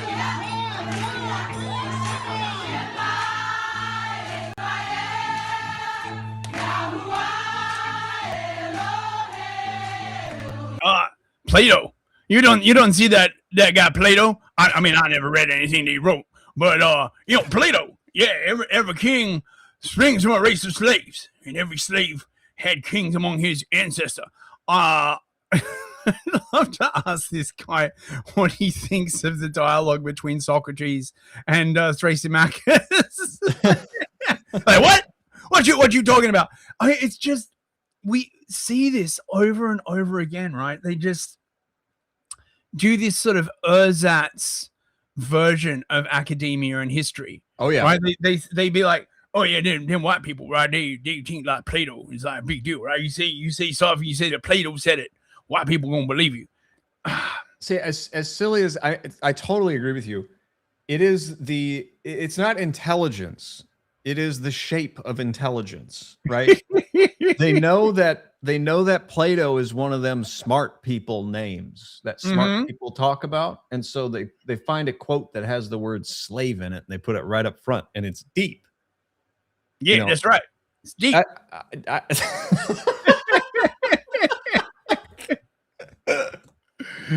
Oh God. Okay, wait. We got some more. We got some more super chats. Hell yeah. Wait, hang on. Let me refresh. Pokes Rogum for $15. Thank you very much. Wait. The clown must express himself. You just have to hear a kazoo while that's playing. We don't have sound effects yet. Pokes Rogum, I forgot this is for Aaron's Hot Pocket Fund. Thank you very much. Yes. Senor Strokum.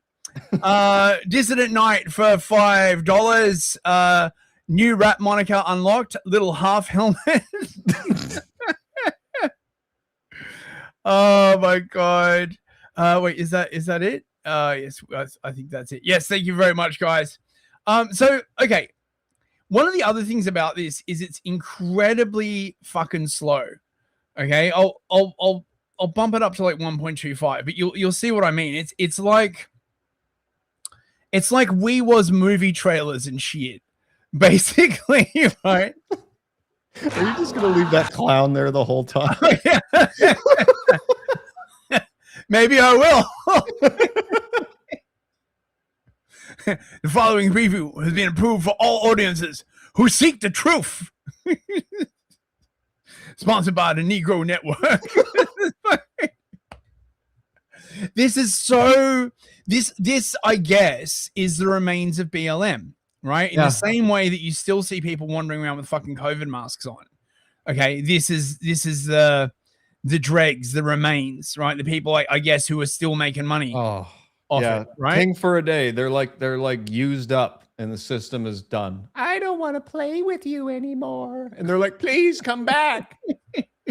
Take us seriously again.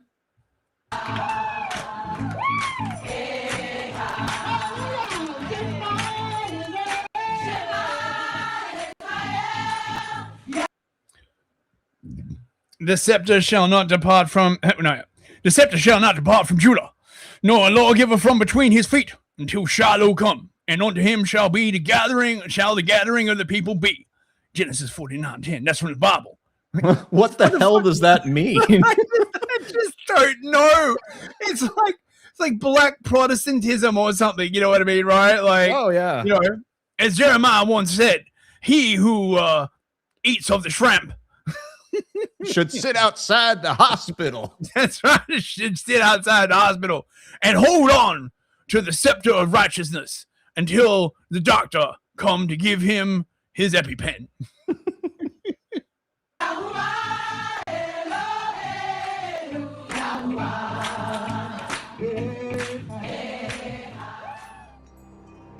Oh, it's the biggest secret of all time. Wow. Okay.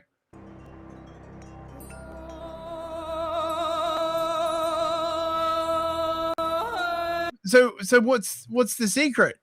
You gonna tell us? Oh no, you got to pay for the film. We want to know what the secret is. So instead we're going to show you shots of like the Vatican. Vatican is very, very secret. The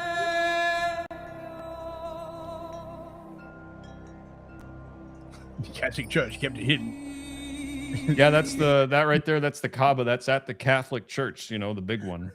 They're also keeping secrets inside the Kaaba. Why do you think it's covered like that, Aaron? Because of the secrets. The great shape.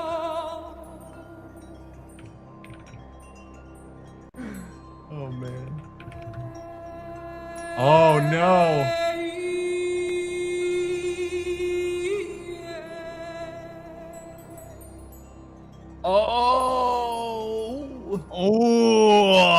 Oh, mate!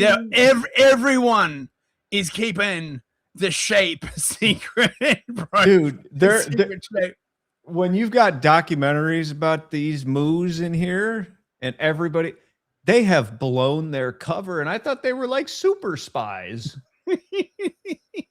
Good Lord! I love the idea, right? That the Catholics, the Moos, and the Muslims are all hiding the secret to the secret shape, right? Because they all got together and they're like, we cannot, brother, we cannot reveal the secret of the shape to the Negroes. It's like if they attain their full power, they will overthrow everything in the world. it's like that Pastor Manning clip. I've been doing some research on this. And it's just 4chan scrolling by.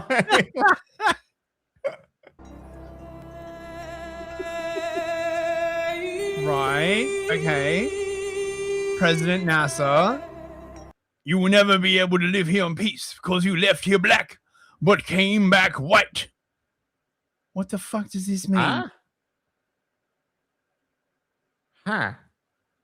What is this even? Wait. Okay, I gotta look this up. Look that up. I gotta know. Will never be able. Watch out, guys. Newsfist is turning on the autism machine right now. Stand back. This is serious work. NASA. Okay. All right. Let's see. Right. This quote: "You will never be able to live here in peace because you left here black and came back white," is widely attributed to Gamal Abdel Nasser, the former president of Egypt. Wasn't he the one who got assassinated by the Muslim Brotherhood? I'm pretty sure it was him. But no verifiable documentation, recorded speech, or credible news source exists to confirm that he actually said it. Okay. Oh. The statement is often used in arguments claiming that modern Jews are not the true descendants of ancient Hebrews, suggesting instead that they are European imposters who replaced the original black Israelites. Right. This narrative is frequently promoted by groups such as the Black Hebrew Israelites and appears in conspiracy-oriented context, questioning Jewish identity and legitimacy in Israel. However, these claims are historically and genetically unsupported. Yeah, well, you know who does the genetics tests, right? The white man, right? So they can't be trusted. And the quote itself remains unverified and likely apocryphal. What did apocryphal mean? Dude, all of this is just noise. It's just noise. Oh my gosh. Can we focus on important? No, we got to talk about what happened to the Israelites and what happened with the quote from the guy. I mean, it's like, what are we doing? Wait. Expose global racist against Africans. Right. Okay.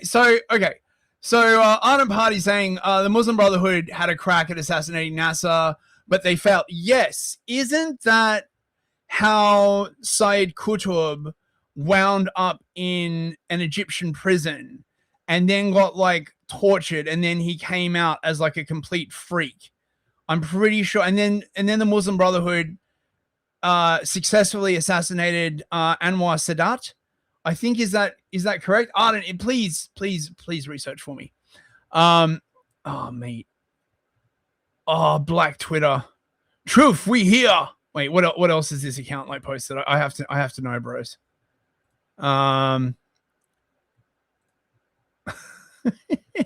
I'm anti-imperialist. I'm opposed to having an eagle put its talons on my other land. Okay. Real email in bio. Bold. Okay. Oh, it's a current account. What the hell even is this? The UN is a private property of the five great emperors. The American President Trump has made his decision. He doesn't want Macron's Canada. What the hell even is this? Oh, this is the truth. This is the truth. This is the black truth. This is the true. The true. Okay, right. Let's go back to the trailer, bros.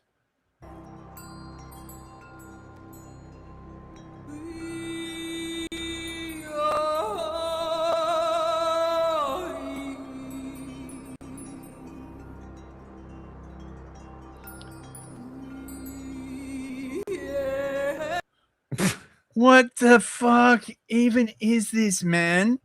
Oh. Okay. Oh, it's from 600 AD. It must be true. Yeah.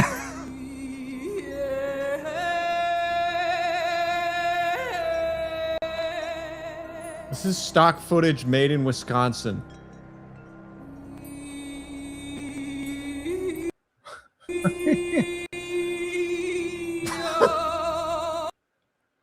Okay, so that's Gandhi, right? This I is mean, crazy, man. what the fuck am I even like? Is this talking as about? dumb as I think it is? Well, yes, it obviously is. But Yeah, is it obviously it Is is. it I mean, like? I've Is it got- dumber sorry. than I think it is? I mean, I have footage from the movie. It's just I don't know whether we'll get copyright struck for like playing it. I know, but like, is the case here that all like? Forgive me, but this is what's being communicated to me through the medium of this edit, right? Right. What appears to be being communicated is that all around the world there are people with darker skin. Are they trying to say that all of those people are the same race, just scattered across the earth like Hebrews? I guess. I mean, this is the point. I That's can't. crazy. I don't understand it. And so is that so everyone across the world be actually black and they all be like Hebrews in shit? Is that the I just this is very, very confusing.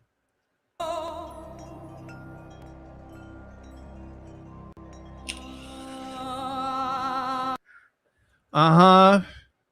Right. Yes. Yes, we know there are like darkies in Africa. Okay.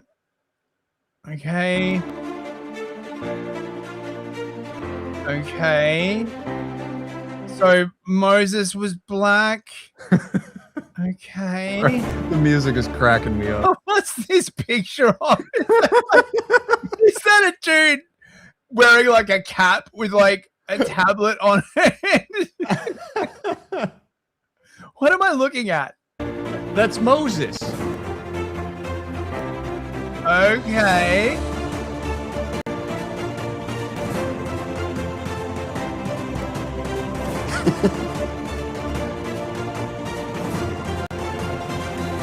You mean it's centered around Christians? Is that what you're talking about? It's like they've assimilated like the post-war dispensationalist thing, right? And then turn around being like, well, actually, we was the real Hebrews. So dispensationalism actually applies to us. Uh-huh. Yes. That's exactly what it is. This is crazy.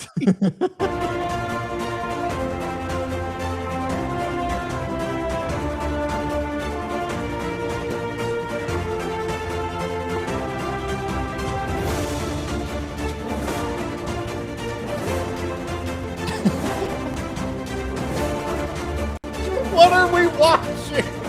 I just like, you see what I mean, right? Yeah. I am just very confused. What I don't is the- know, like, what is the fuck? connection aside from that, though?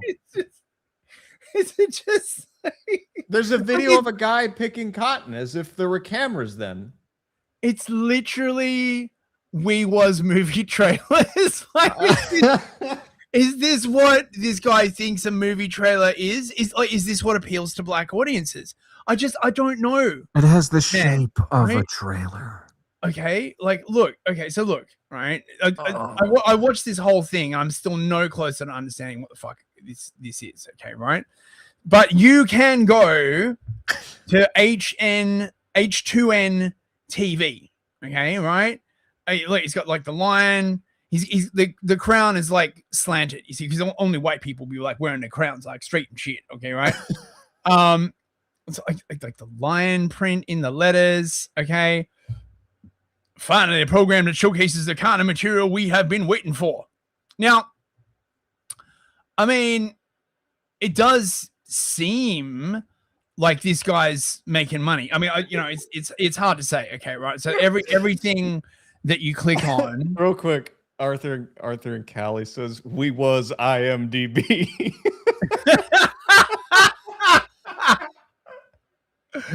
oh wait, and Boneless sent $5 as well. I'm really glad you found the screenshot of the ad on YouTube for Hebrews to Negroes. I sent you.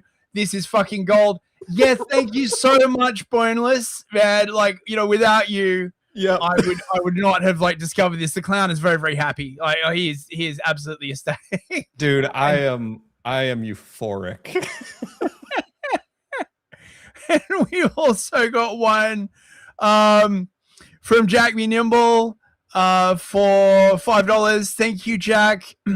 Verily I say unto thee, unless you eat of the pineapple spears and drink of the malt liquor, you have no life in you. That's right. Yeah.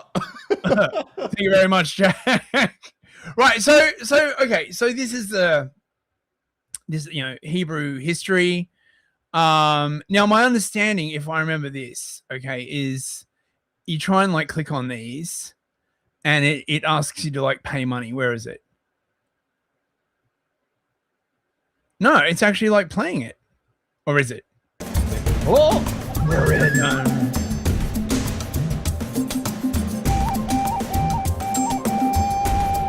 oh, this hurts my eyes. Oh my god! Like, what is this?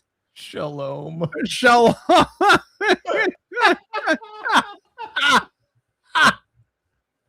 Shalom, kiddies. Give me that. the lost tribes, the Ron tribe of Nigeria. Prophetic whirlwind uncovering the black biblical destiny. The Ron tribe? Is that just like a bunch of electricians named Ron? Like, it sounds like a Scientology thing. Yeah. The Elron tribe.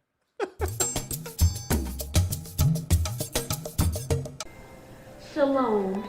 My name is Minister Onlilo Chika Alston of Prophetic Whirlwind Ministries, and you are tuning into Prophetic Whirlwind Uncovering the Black. The way she's reading from the screen. Bro, well. she's recording the audio. Where's she getting the audio from? Is that? I think that's a mic down at the bottom. She should have the mic pointed at her face. Dude, this is so you weird. need to point the mic at your face, lady. The purple lipstick. Oh my god. Biblical Destiny, where we will explore the Bible, Africa, and prophecy to uplift you to develop a personal relationship with Yahweh through his son, Yahshua. It's not Yahweh and it's not Yeshua. Jesus spoke Greek. The Hebraization of like everything. I hate it. I hate it. And so today we're going to take a look at the Ron of Nigeria in our Lost Tribes Spotlight. And so as we begin our journey, I want to encourage you to get the original African Heritage Study Bible. Oh, I bet that's a trip. Is it like the Schofield Bible for Black Israelites? Wait. The original African Heritage Study Bible. Oh, I want one. How do I get one? I want one. How do we? Yes. The original African Heritage Study Bible, King James Version. Wouldn't that be Kang James? Oh man. Is this the one? Review. Wait, here we go. Some rather enlightening introductions, such as Africa, the Garden of Eden, and the racial identity of biblical characters. Could you believe there are many black characters in biblical times and in Scripture itself? What about a black Jesus that is using the United States of America standard of black identity? Well, this study Bible has it all. Photographs of black biblical characters. Oh, this is the greatest thing I've ever seen in my life. Wait, is there an excerpt? I don't know, man. It's the original African Heritage Study Bible is only one of its kind. One of the many Bible editions and translations on today's market. It's the only Bible that details and documents Africa's contribution to the formation of Judaism and Christianity. There are 2,200 pages of scripture and footnotes, with contributions from more than 300 ancient and modern historians and theologians. This edition is all one needs to study and understand the black presence in the Bible. Yeah, it's like a black Schofield Bible. Dude. I want it. I want it now. I can probably find it if you want. I mean, maybe I'll just like find a antique store and dig through all the books there. No. Look, I bet you I can find it. My autism is fucking unmatched. Here we go. Wait, it's downloading it now. See, learning to research random crap on the internet is actually like an incredible skill, bro. So I would encourage everyone to like learn it. A world of knowledge awaits you. Okay, right. Downloading now. Have we got any more super chats while this is like downloading? Let's see. Did you get any more on Venmo? I did actually. I was waiting to see if someone would post their name because it's just a Venmo with a name. So I'll just read the initials for now. But if somebody, I will read your name out later. We got $10 from JE. He says, "Please fuck up what's left of the Lord of the Rings. Moral of the story is orcs are troons. I'm so tired of it. Remake the Heart of Darkness with the we was something or others." That's the future. Yeah, man. Oh my god, they're gonna like remake Heart of Darkness, but like actually like the blacks are the good guys or something. Oh, holy shit, that would be fucking hilarious. Dude. Oh my god. Yeah. AI can do amazing things. It's Heart of Darkness, but it's actually all just cultural misunderstandings. Okay, this is taking forever to download, so we'll come back to that. Okay. Edited by the late Dr. Kane Holtfelder of Howard Divinity School. It has extensive notes about the Bible in Africa. Every verse in the Bible having to do with Africa is highlighted in gray, and the words of Yeshua, known as Christ, are highlighted in red. And then it has beautiful photos depicting biblical scenes with black depictions, including pictures from the African Hebrew Israelites of Dimona, Israel. And I also want to encourage you to go deeper in our journey with my book, Prophetic Whirlwind, Uncovering the Black Biblical Destiny, which profiles 15 African tribes and ethno-linguistic groups with Hebrew origins, the hidden Hebrew history of African Americans, and what this means. Okay, so we wasn't. Okay, right. So that's weird. I wasn't expecting that to play, because when I was looking at the thing, I basically got a bunch of like trailers. Hebrew, Ivri, Iwe, the Black Man, Part 1. Wow. Oh, some of them are like locked. Because what I wanted to get to was when they actually, here we go. This is what I wanted to see, the subscribe thing, right? How much do they want? $10, $11 a month. You too can be part, right? That's not bad. I mean, it's cheaper to buy the annual subscription though, obviously.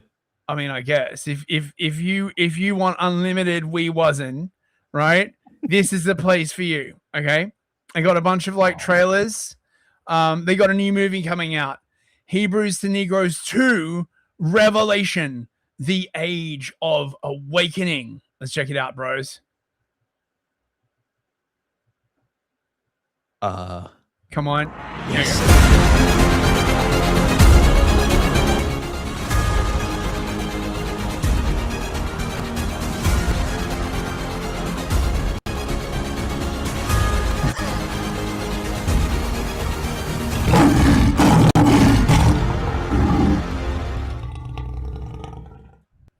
And they shall fall by the edge of the sword, and shall be led away captive into all nations. And Jerusalem shall be trodden down of the Gentiles, until the times of the Gentiles be fulfilled. How is this to do with the blacks exactly? Like, what the fuck?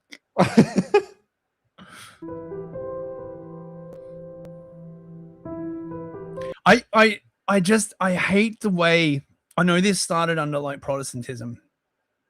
I hate the way people do this. It's like, did you ever know about like William Burroughs and his cut up technique?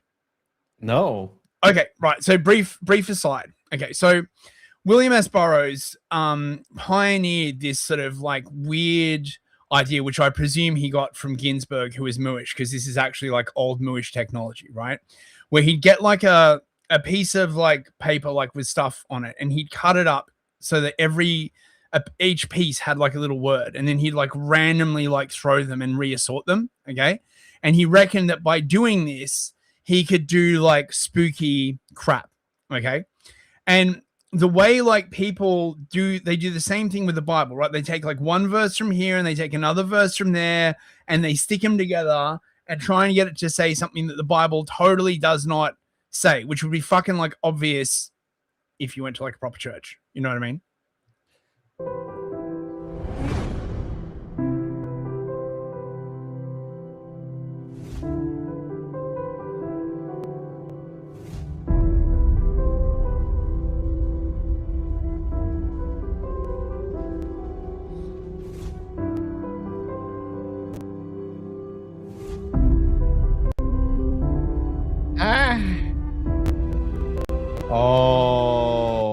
Oh, they look happy. I wonder what they're celebrating. Did you see that helpful lower third there? I did not. Yeah, I just was back it up just right there. You see that? I'm really Good thing glad they put that there. I was totally lost. Yeah.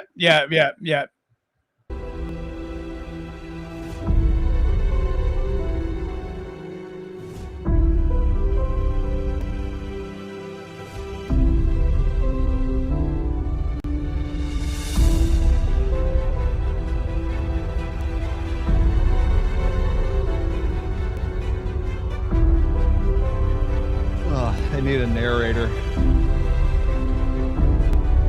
Yeah, this is very weird. This is low. They ran out of money, and they're like, "We're going to do a sequel," and they ran out of money for a trailer. Well, look, if you have questions, you could always go to their conference, right? This is a real website, the Negro Network. You've got to be kidding me. No, the negronetwork.com. Okay. Oh. The final call conference. Oh, we've already missed it, mate, in Dallas, Texas. Shame. It would be like, mate, I reckon that would have been like awesome.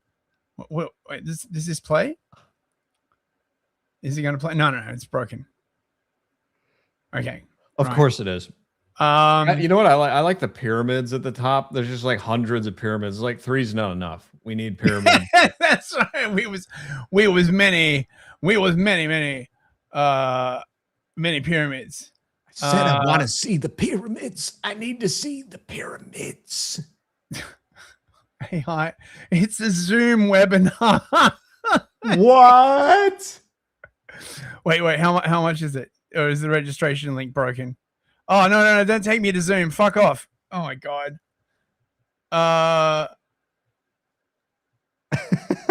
The Bible's original language was Hebrew, Aramaic. No, it wasn't. It was Greek, you fucking retard. Oh, my God. We got another one. Let me read this. Okay. Same guy as last time, J.E.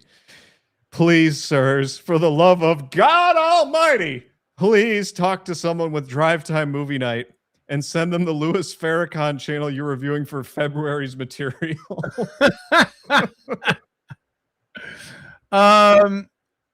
We got here first. Right now this is quite interesting. Okay, right. So this is like a ton of like travel stuff, right? Want to leave America for Africa because there are too many goddamn white people, right? Stealing our pyramids and our pineapple spears and shit, right?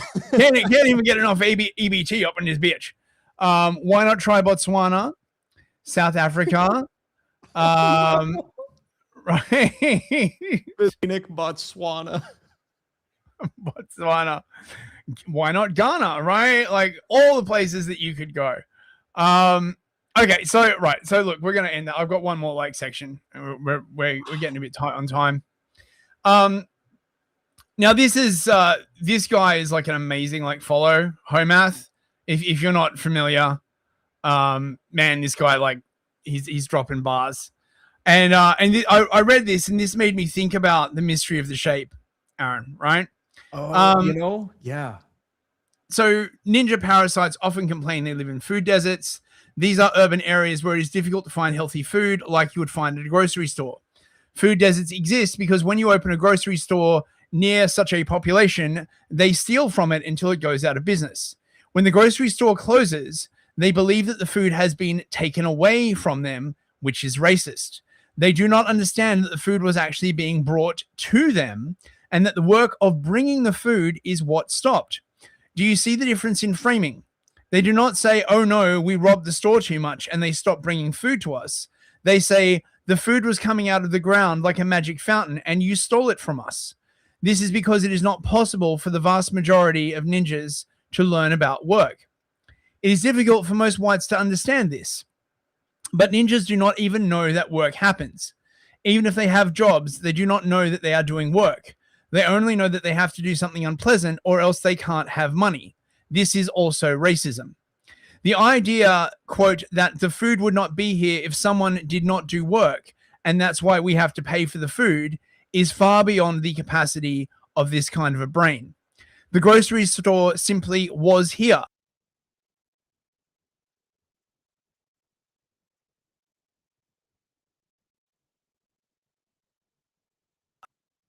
Are you there?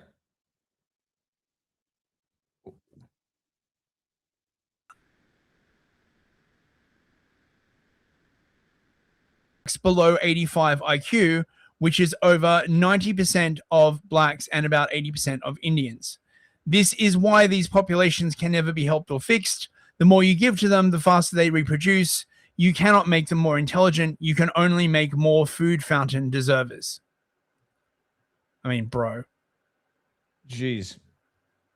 I mean, how brutal. So I don't know if it was just on. I don't know if it was just on my end, but there was a chunk in there. Can you scroll back up? Did I cut out or something? Yeah, there was a slight cutout. It stopped after the food was here to be stolen at their leisure. Can you read the one underneath that one more time? Yeah. Sorry, I don't know like why. No, lower. Yeah, it's when the grocery store is removed. This is not the result of a business giving up after being robbed into poverty. It is a great subtraction of a food fountain that belonged to them because they lived near it. God, that's brutal. I know, right? That's brutal. That reminds me of the guy writing about the Shape Store. Yeah, and the stuff that we did on the cargo cults. Yeah, yes, exactly. Right? Like it's exactly like the cargo cult thinking. Right? Like it just was there, right? Like the food just exists in the supermarket. It is given to us by our ancestors. And then the bad white people came and like took it away. Like, yeah, because they hate us or something. Yeah. I see it. Yep. Yeah. Insane. Okay, so that is the end of our Black History segment. And now I want to move on to this. You know how much I love reading like weird reports from like think tanks and I'm so glad we have time for this. This is my favorite part. So I came across this in the Telegraph, but actually they do a really, really sloppy job of it, and they don't reference the actual report. So this is sort of like, anti-transgender views have been classed as misinformation in a government commissioned report. So they're just doing this for clicks. But fortunately, some Twitter anon sent me the actual report. This is commissioned by the UK Government Office for Science. Otherwise known as the Ministry of Silly Walks. What do you do here at this department? Oh, we do science. Yeah. Now, what's interesting about this is how this really hasn't moved on from COVID. Okay, they are still like a washed up dude who was like a football star in high school. Okay, and that was like the high point of his life, right? And you meet him at like 35 or like 40, and he still talks about high school all the time, like that character from Napoleon Dynamite.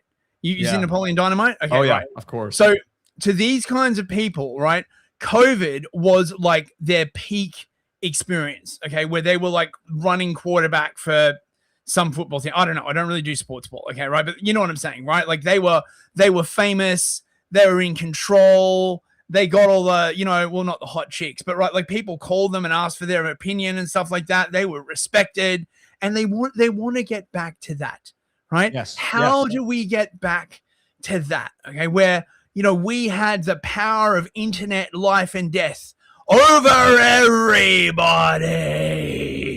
there will be no misinformation. Right? And the problem is like they totally fucked up. Like it's really again like the character in Napoleon Dynamite, if I'm remembering this correctly. Okay, right?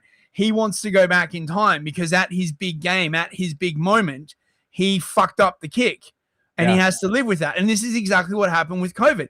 They fucked up. Okay, they're like, right, this is the time we can do the censorship. Oh, yes, we're oppressing people, but it's for the best reason, and you fucked it up. Yeah, right. Everybody knows you fucked it up. Right. Everybody knows the vaccine didn't fucking work. Right. Everybody knew it didn't stop transmission. It didn't stop you from getting the virus. It had very, very serious fucking side effects. Well, okay, not everybody. Okay, there are still tards out there. Okay, but like most people know. Okay. You know what's crazy is that even when all that was going on, none other than the shape enjoyers figured it out. Oh yeah. Yeah. Which is, I mean, it's like, I don't know how you blow it harder than that.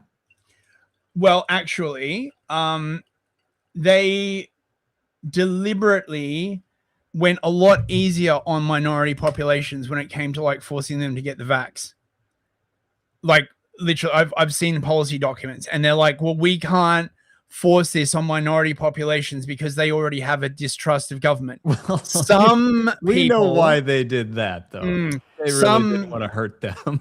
Some people, conspiracy theorists who obviously are crazy, think that this might have been because they wanted certain populations to take this treatment that absolutely has no effect on fertility at all. Okay, I just want to make that clear. It's grim.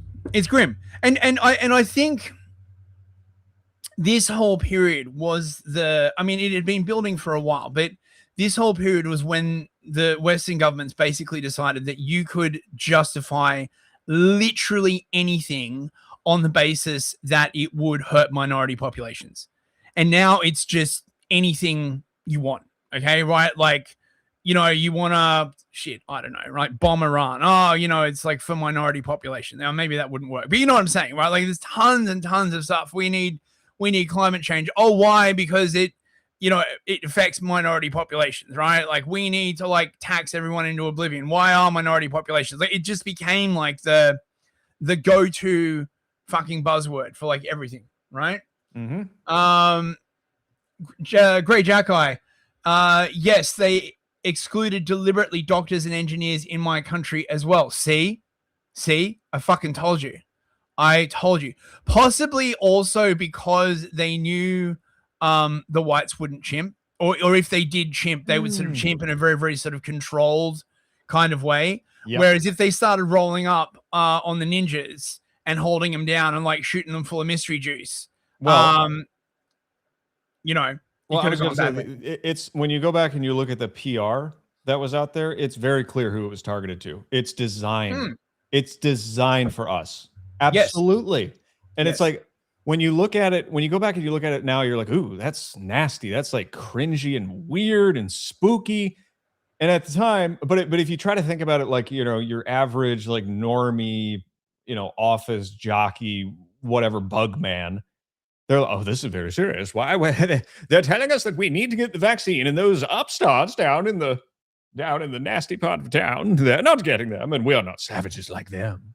We would never say they're savages, of course. No. Yeah, it's like it's perfectly designed to target one category of people. Do you remember when Saint Floyd died?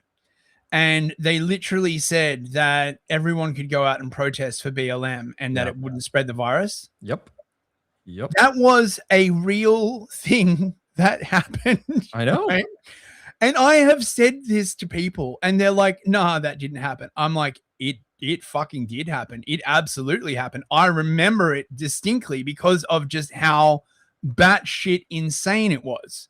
Yep. Oh my God. Yeah, that was about the time where I like was just like staring at the sky going, am I living in a movie? Like, am I surrounded by zombies? Is this It was scary, man. Yeah, very Oh, scary. yeah. When they start hitting you with that completely absurd shit and you watch people around you start to just do it. Oh my God, that's scary. And you were in America. There's no way it was as bad like where you were as it was in the UK. Surely, like, are you in a blue state or a red state? It's hard to say. It's the Midwest where everyone thinks they're smarter than everybody because they live around corn. No. I'm just joking. unlike Reddit, where everyone thinks that they're smart because they live around porn, presumably. Yeah, no, I was definitely in the thick of it around here. Okay, yeah, because in the UK it was just unbearable. Like they like locked everything down for like 2 fucking years. Like it was so insane. Well, I avoided major cities when I could, as much as I could, because if I went into either of those, like Milwaukee or Chicago or any of the major cities around here, I just felt like I was in the UK and I just wanted to, go to that shape store in the sky forever. I was literally having clandestine meetings with people. Yeah, me in too. like a local park. Yeah. Right? Like I found this park where you couldn't like see it from the street, right? And we'd like, because I used to go to Speaker's Corner a lot. And so on Sunday, right, like we just have like a few people like show up and we just like hang out, IRL. Oh my God. Oh, it was Yeah. so cool. Underground church. Mhm. Definitely did that. Okay, so false and misleading information, an evidence summary and map for policy and practice by Behavioral Research UK. Oh, well, that doesn't sound in any way creepy whatsoever. Okay, wait, hang on. Let's have a look at that. All right, Behavioral Research. I'm gonna have to mute myself while you're reading this because I'm gonna be laughing too hard. that voice just gets me. Here we go. Behavioral Research UK is a research consortium funded by UK Research and Innovation via the Economic and Social Research Council. Oh, God, fuck off. The consortium serves as a leadership hub that is part of a wider SERC program to build national capability for behavioral research. Oh. I don't want to be researched on. I don't want to be behaviorally like nudged, you fuckers. Like this is so anti-human. I bet this is like where all the nudge department people went, right? I'm sure of it. What was the fucking nudge department called? They had some fancy name for it. I was covering it at the time, right? To conduct interdisciplinary behavioral research to contribute to addressing societal challenges. Oh, fuck off. Oh my God. That sounds so dystopian. Here we go. Read about our vision and high level objectives. Oh my God. Oh, I hate this so much. God, look at that. Look at the diversity range there. Look at that. Oh my God. They even made the guy blue. No white men. I mean, there's no whites at all. I mean, there's one white guy in a wheelchair. Is that a threat? Is that a fuck? Oh my God. Right. Oh. Our vision to achieve a step change in innovative and impactful behavioral research by achieving integration and coordination, inclusiveness and collaboration, and embeddedness across the UK. What the fuck does this mean? Oh, it's anti-white bullshit, isn't it? It's always the same thing, man. Oh, wait. Susan Mitchie. Where do I know that name from? I think Susan Mitchie is like the literal Stalinist who was in charge of the nudge unit. Wait. Yeah, look it up. I want to know. I'm pretty sure this is the chick. Here we go. Yeah, this is the bitch, right? No picture. Clinical psychologist and professor of health psychology, director of the Center for Behavioral Change, and head of the Health Psychology Research Group. Yeah, so these are the people who did all the COVID crap, right? All the nudging. senior advisor to the British government via the Sage Advisory Group. Yeah, this is a literal Stalinist. Like I'm not even freaking joking. There's like an interview where she basically describes herself as a fucking Stalinist. Okay. Obtained a BA in experimental psychology. Yes. Why not let the Stalinists study experimental psychology? What the fuck is wrong with you? I want to know the history of this group. I want to know where this all came from because I can tell you where it all came from. That's later autism. Yeah, I can tell you where it all came from. It came from the Center for Behavior Change, right? Here, let's look at this. Okay. Oh, page cannot be found. Wait, hang on. I got a cure for this. Let's go.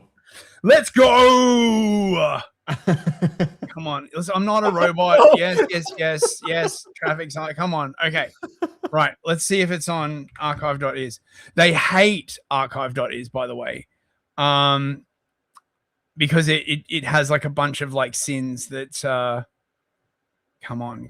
It prevents them from just unpersoning or whatever, changing history like friggin' 1984. That's what they want. They think Winston's a hero. It's been deleted. It's been ultra erased. How are they not scraping UCL? Okay, well, fortunately, we'll have to use my backup brain, right? Basically, right, these are the people who was like the behavioral insights team. That was the name of it, the BIT. And they were behind all of these, like, just little interventions that we're going to like use to get people to take the vaccine. Mate, the whole style of governance is just like a manipulative psycho girlfriend. Yeah. But it's like the size of the British state. So because these people, because nothing bad happened to them, they're still floating around.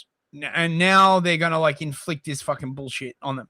And this is why one of the reasons I'm a fan of America, because, well, at least for the moment, if Kamala Harris had gotten in, all of these people would have been swarming all over America as well. Okay, because remember, right, under like Biden, right, the UK and America, they were like in lockstep about this kind of like stuff. They're like, oh, we have to control people's speech. Oh, you got to have the vaccine. No. And when the Democrats get back in, and it's looking like they will, thanks very much, Trump. What we really needed was a fucking like war of choice in Iran, you bastard. This is all gonna come back, unfortunately. Okay. So I am going to read you the executive summary. This report outlines findings from an evidence review informed by expert consultation. Actually, we really should read this in like a Freud voice. To respond to a need across government for a robust, accessible synthesis of current evidence on false and misleading information. This includes such information across online platforms, AI systems, mainstream and blended media, private communication channels, web and advertising ecosystems. The report is structured around how such information should be understood and measured, its impacts, and which interventions are effective in countering and mitigating harm from such information. So this is it in a nutshell. Okay, they want interventions.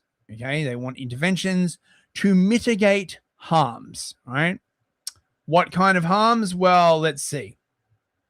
False and misleading information is now widely recognized as a systemic national risk rather than a series of isolated incidents. I can't keep reading this voice. It's fucking gonna like drive me insane. International and UK assessments identify it as a persistent threat to democratic governance, public trust, national security, and effective policy delivery. Yes. We want to drop like 1,000 migrants in your small town, but there's all this misinformation going around saying that it might be bad for your area. This inhibits and retards effective policy delivery and undermines public trust and is a threat to democratic governance. I have read so much of this shit, I could literally, oh my God, in my sleep. Oh God, I hate these people so fucking much, right? Like, I'm getting my cortisol spiking, mate. There are conceptual and policy challenges associated with how terms to describe false and misleading information are used and interpreted. But debates in the literature around these should not become a distraction from action to address harms. Yes, like, look, just because we can't agree on what it is shouldn't stop us from passing wide-ranging laws that will affect you in order to mitigate this thing that we can't even fully define. Okay? Very, very important, right? Research, policy, and practice are increasingly moving away from categorizing types of content as mis, dis, or malinformation towards strengthening the resilience of the broader information environment. Ah, yes, the MDM framework. Do you remember this, Aaron? The MDM framework? Remind me. Did you ever hear of the Disinformation Governance Board? Yes. You remember the horrible Moo that headed it? Moo-S, Nina Jankovic? Yes, I know the name. Yes. Right. So if I'm recalling this correctly, it was they who came up with what is known as the MDM framework. Mis, dis, or malinformation, right? So misinformation is you spread a false thing, right? You done a misinformation, but you didn't know. Okay, you're just a silly pleb, right? You got a bit like excited on Twitter, and you shared a post that you shouldn't have. Okay, disinformation is when you knew it was false and you spread it anyway, right? Because you're a bad person. Okay, how it's defined as to like whether you knew or didn't know, like just shut up. Stop asking complicated questions, all right? Now, malinformation was my favorite and is why my Twitter handle is malinformed TV, by the way, right? Malinformation is things that are true but are harmful. Now, since this came out, they have pivoted to defining it as stuff like doxing. But you didn't need a new word for doxing. Okay, doxing is harmful. Okay, at the time, they were spinning it around crap like the vaccine. Okay, so yes, okay, people are dropping dead, and yes, that story is true. But when you spread that story, it hurts the government in their fee-fees, right? The government hurts the fee-fees. See, the government is like a small bunny. Okay, soft and like the big wet eyes, and it must be protected from mis and dis and malinformation, right? And you chuds out there in your Telegram groups and your Twitters spreading all your memes and your pepes and stuff like that, you are hurting the poor government in its fee-fees. Oh God, I'm getting flashbacks. Oh. Dude, so as a quick experiment, right? This paragraph here, there are conceptual and policy challenges associated with how terms to describe false and misleading information are used and interpreted. I put this into Grok and I said, please rephrase this like a caveman. Because this is a lot of syllables for my tiny brain, right? So this is how a caveman would say this. Me see big hard words for lie talk and trick talk. People argue what name call bad words, but argue no help. No waste time fight names, must smash hurt from lies now. Smart people, stop put lie talk in little boxes like mistalk, distalk, and maltalk. Instead, make whole talk world strong so lies bounce off and no hurt try. Oh, Aaron, you beautiful bastard. But I mean, like, if you really want to get down to what they're saying, it's a bunch of bullshit. Like of course, that. it's a bunch of bullshit. Oh right. my God. And they give it away as well. The nature and sources of false and misleading information are evolving. They just mean there's TikTok and AI now, right? The phenomena is no longer episodic or confined to moments of crisis, but has become a permanent and embedded feature of the information environment. Oh my God, there's misinformation circling all the time now. See, this is the problem. Okay, it starts with misinformation. And if you don't stop it at the root, that becomes a narrative. Dun, dun, dun. And there should be only one narrative, and the government will control what that narrative is. Right? Letting people make their own narratives is very, very dangerous to our democracy, because then people might vote for the wrong thing, which is how democracy works, right? And see, I told you this started in COVID. Whereas COVID once dominated this landscape, false and misleading content now circulates across multiple topics simultaneously. Within this environment, these domains not only coexist, but increasingly interact with false or misleading narratives. See, I told ya, right? I'm fucking 2 steps ahead of you bastards. With false or misleading narratives crossing boundaries. For example, public health risks being attributed to migration within immigration debate. Are you kidding me? Oh, yes. Bringing all these people over from fucking Africa and India couldn't possibly have any public health risks. Fuck me. Wow. Yeah. Wow, they are still as brazen as they were before, right? This is like a special kind of evil retardation, man. Oh yeah. Yeah, this is why I be cortisol maxing whenever I fucking read this stuff, mate. Because I just flash, because when COVID was on, I was reading all of this stuff from the behavioral insights team, from the nudge unit and stuff, right? I was reading all of all the stuff that the public isn't supposed to read. Okay. It's just like the overriding thing that you just get from these people is their idea that they are just born to rule. Right? They went to university. They are born to rule. Okay. And yet simultaneously, they say they believe in democracy. But when you poke a little harder, what they basically believe in is like managed democracy. I don't know if you ever played Helldivers. Okay. But like managed democracy is actually an excellent way of like framing this. Okay. Right. So managed democracy is where democracy is just bullshit. Basically, it just becomes like an exercise for the plebs. Right, you vote team red or team blue, but really they agree on all the important points, right? And the scientists still get to rule. So it's not democracy in any sort of like real our democracy. Precisely, Zero. Yeah, that's right. What they call our democracy, right? That's exactly right. So they're like no. This is being driven by engagement optimized recommender algorithms and monetization mechanisms. Yes, they've pivoted to basically blaming the algo, right? Because once again, the problem is not the problem. The problem is that people are finding out about the problem, right? So any problem which is against the interests of the government is per force minimal. Okay, so like all the mass migration, it's not really a problem, right? Right. They know it's not a problem. Because what's not said here is we're going to do it. And it's good. There's no question about whether or not it's good. But the people don't like it and they're stupid. So we need to trick them into not noticing anymore. And they've already noticed. So what's our strategy for getting them to think about something else? Yeah, basically. And their strategy, was for ages to just shut down people's internet accounts.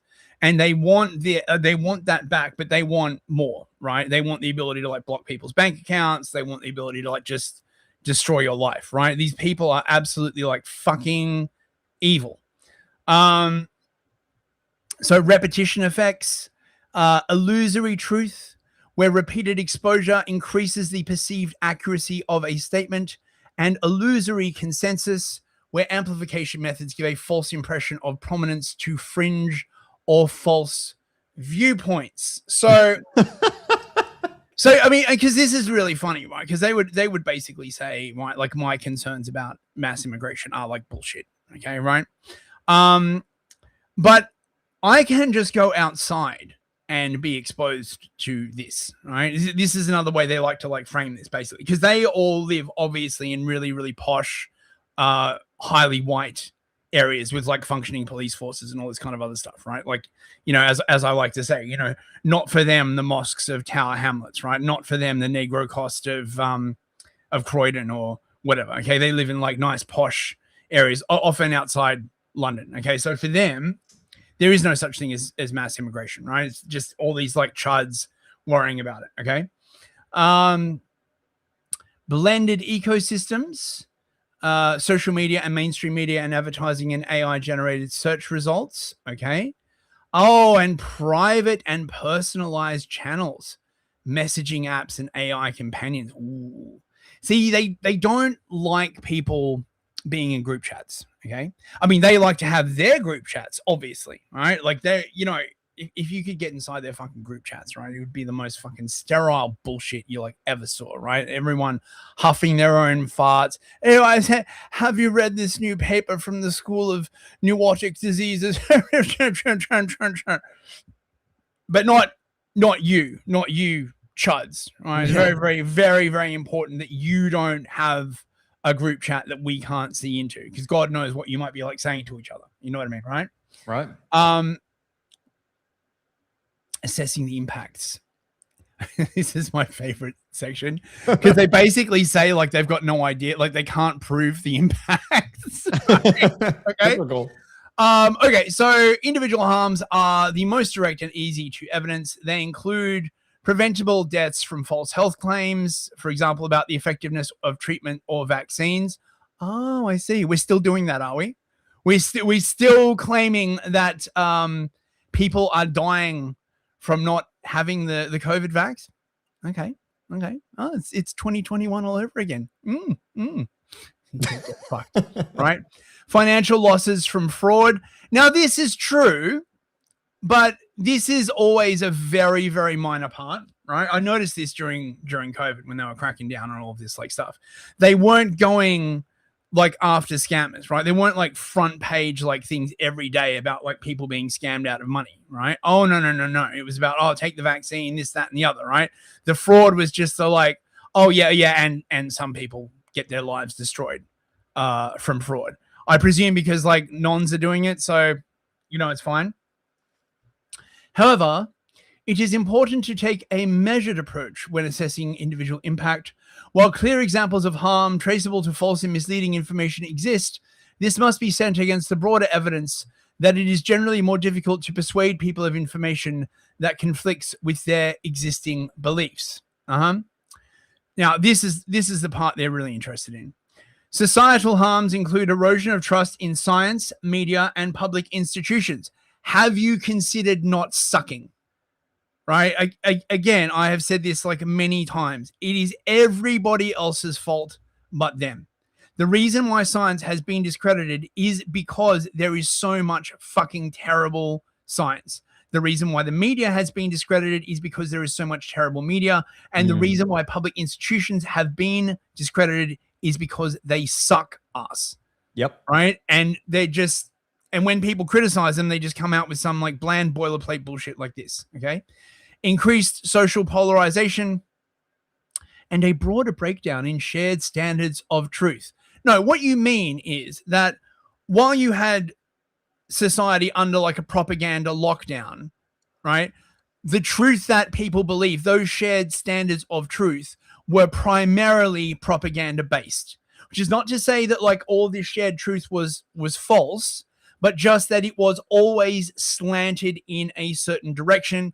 And the COVID vaccines, of course, is the best example that there is. Okay. But you could use many other examples. The war in Iraq would be another great example. The benefits of diversity is another example. All of this shit. Okay. It's just propaganda. Okay. This has economic costs, as low levels of trust can increase transaction costs in markets and governance. Wow. Really? Hang on a second. This is just economic costs, as low levels of trust can increase transaction costs in markets and government. What are they? What? Oh, I can explain that. Okay. So low levels of trust increase transaction costs in market because people don't trust each other. Okay. Which has nothing to do with bringing in all these people from the third world. Okay. Importing all these people from low trust societies has nothing to do with that, right? It's misinformation, bro. Okay. And transaction costs in governance means you want the public to do a thing, and it used to be cheap as fuck because you just tell them to do a thing and they believe. And now you've got to go out there with like the cops and you got to force them to do stuff, right? You got to like run seminars like na, right? And the pleb, you just like, look, just do the thing. What lie can we think up to tell you to make you do the thing that we want? Right. And the fact that people don't trust the messaging is increasing transaction costs. Right. Oh, mate. It's their vector of it has nothing to do with the truth. It has nothing to do with communicating anything. It has everything to do with what they're discussing here is what will work. We'll do whatever works. Yes. It has nothing to do with what's right. We don't care if it's right. If it happens to be right or wrong, doesn't matter. What works. Correct. Yeah. Correct.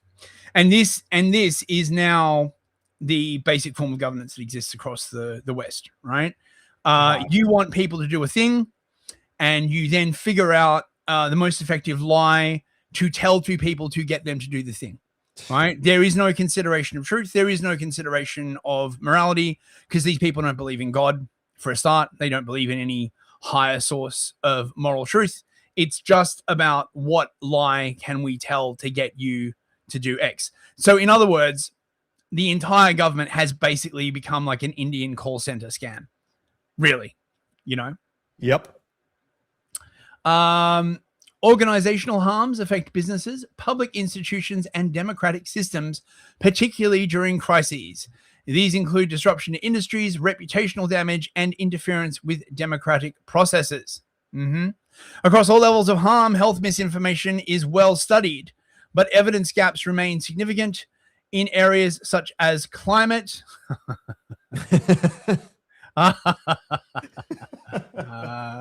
democratic participation, gendered disinformation. This is the woke state, right? Der Volksstaat. Okay, this is the heart, the pointy end of the woke state.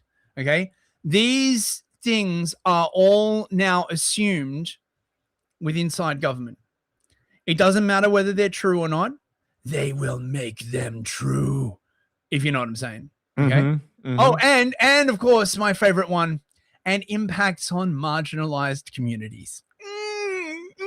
There it is. The marginalized communities. Ooh. You mean fringe communities? No, not those. No whites allowed. Okay, no, right? Fringe. You see, you're fringy and they're marginalized. Yeah. You know. Yeah. This reflects disparities in research attention rather than the relative importance of these harms. So what she's basically saying, I'm pretty sure this is written by a woman, is that most of the research was done because of all the money that flowed during COVID when they were like doing research to get you to like take the fucking vax, right? And like research money is probably not as, abundant as it was. This is my favorite bit though. There are also challenges in evidencing causal links between false and misleading information and harms.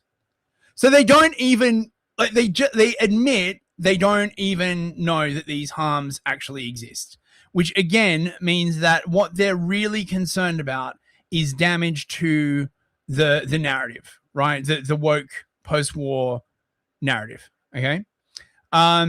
This is due to limited data access. This is basically them saying that they need a backdoor into places like Twitter so they can do research, right? Which would also mean like hoovering up all of the real details of people who their political opponents and then doxing and like fucking them up, right? Methodological gaps and personalized AI content making monitoring and attribution particularly difficult. See, they need access to your personalized thoughts on AI. Okay, Wait, then they will be up. So they want to see our silly memes that we make? Well, yes. They want to make sure that none of those memes be racist and shit, bro. Very important. Arden better watch out. Oh yes. They would not take kindly to Arden's memes. Oh fuck, we're nearly at 3 hours. Okay. I'll just do this last bit. Countering and mitigating false and misleading information. That's you, everyone who's listening to this, by the way. Okay, right? Just to make this clear, okay? That's who they mean. They mean people like me and people like you. False and misleading information. There is consensus in the literature and among experts that no single intervention works alone. Effective responses required layered, adaptive strategies combining individual and system level actions. At the individual level, so targeting individual people, pre-bunking, you know what pre-bunking is, right? Pre-bunking? That sounds like suspiciously like what the clown is doing off camera when we get a donation. So pre-bunking is basically just a fancy word for propaganda, right? Or what we would call frame setting, okay? So you don't want, so basically you saturate the information environment, right? And you try and inculcate people with enough ignorance so that when they are confronted by a piece of information that does not agree to the narrative, right, they just automatically dismiss it. That's what that means, okay, right? So if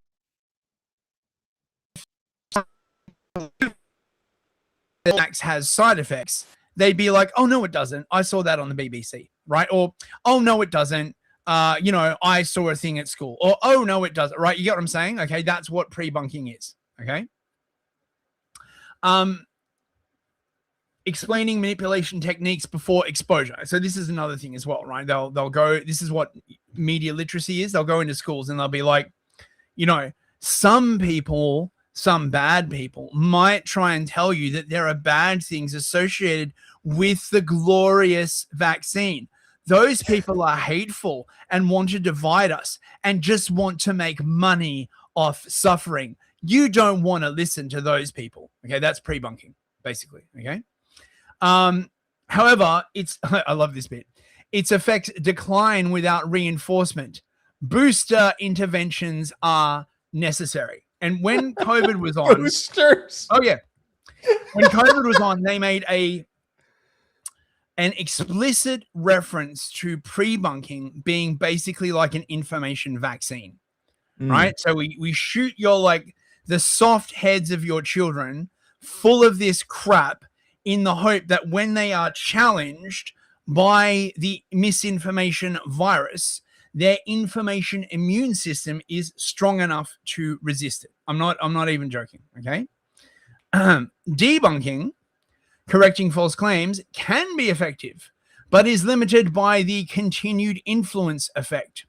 When the claim continues to shape beliefs and behavior even after an individual accepts a correction. Oh no. They are most effective when explanatory, timely, and delivered by trusted sources, like the BBC. Okay, so you've seen like debunking, right? Debunking was like what all the fact checkers were doing, right? Snopes and all of that kind of like stuff. Okay, but they were like garbage at it, and eventually most people realized that reality was conflicting with what these people said. Okay. Media and digital literacy builds long-term resilience, but is slow to deliver, doesn't reach all groups, and cannot necessarily address acute threats. By an acute threat, right, they mean something happens. So the Southport massacre would have been an acute threat. Okay, people started believing that this massacre was somehow tied to mass migration, which of course is completely false. Okay, and so they need like these acute interventions, basically, right? Hold on. Uh-huh. We got another one from JE. He sends $5. Thank you. He says, he sums this up perfectly, by the way. Mm-hmm. Doesn't matter if it's true. We will make it true.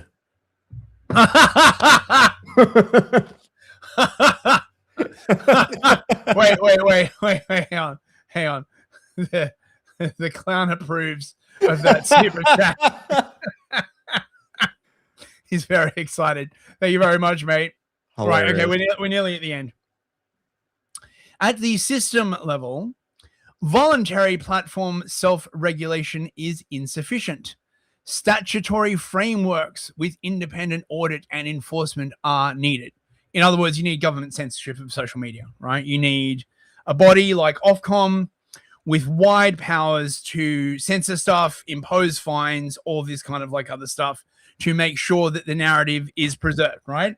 At which point Ofcom becomes the determiner of truth.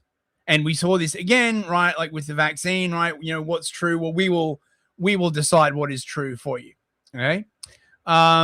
Researcher access to platform data is a critical bottleneck. Evidence suggests access has deteriorated, undermining accountability and evaluation. So under Biden, all of these horrible organizations like the Disinformation Governance Board, the Center for Countering Digital Hate, all these NGOs had like direct backdoor access to Twitter, Facebook, all the major like Instagram, all the major like social media platforms. Okay. So they could just call up their guy inside or email them and say, we need this taken down. We need this taken down. You should see some of the emails being sent at the height of COVID. They'd be like just 5 pages of like, shit, remove this, ban this account, blah, blah, blah, blah. Okay. And they don't have that anymore. I think your comparison to Napoleon Dynamite is perfect. Yeah. Yeah. And that years later, after the first time I saw that movie, I thought it was shit. And then a few years later, I saw it again and I'm like, I think the strongest thing about this is the picture of the uncle not being able to let the past go. Yeah. And I think you're totally right that these people are trapped just believing that if only they could have another shot, if only they could do that throw one more time, or do that pass one more time. Yep. Yep. Yeah. It's over though. It's different. They can't go back and unring that bell, man. Okay, so hang on, wait. Okay, like yeah, so that's I mean like oh, they've got like crappy infographics. I love these. Favorite. Maybe we'll cover more of this on the next episode. It's overtime now, and my voice is getting sore, and my cortisol be spiking, bro. Having to like read this fucking like bullshit. Yes, that's the end of the show. Thank you so much, everyone who came and everyone who super chatted. Thank you to the masturbating clown. And here we go. Everyone who came, everyone who came, including the clown. We will be back next Thursday. And stream with Artie and Fist tomorrow night, and I should be having like some more interviews like dropping soon. Any final words, Aaron? Remember to watch out and smash hurt from lies so they can't hurt tribe.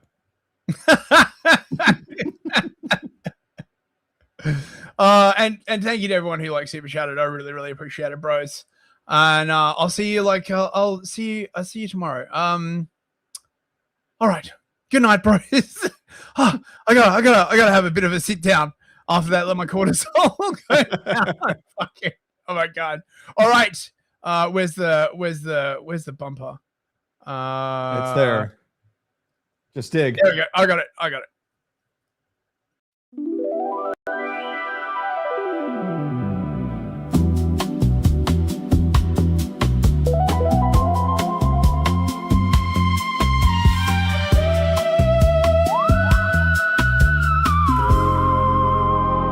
We're gonna clown around.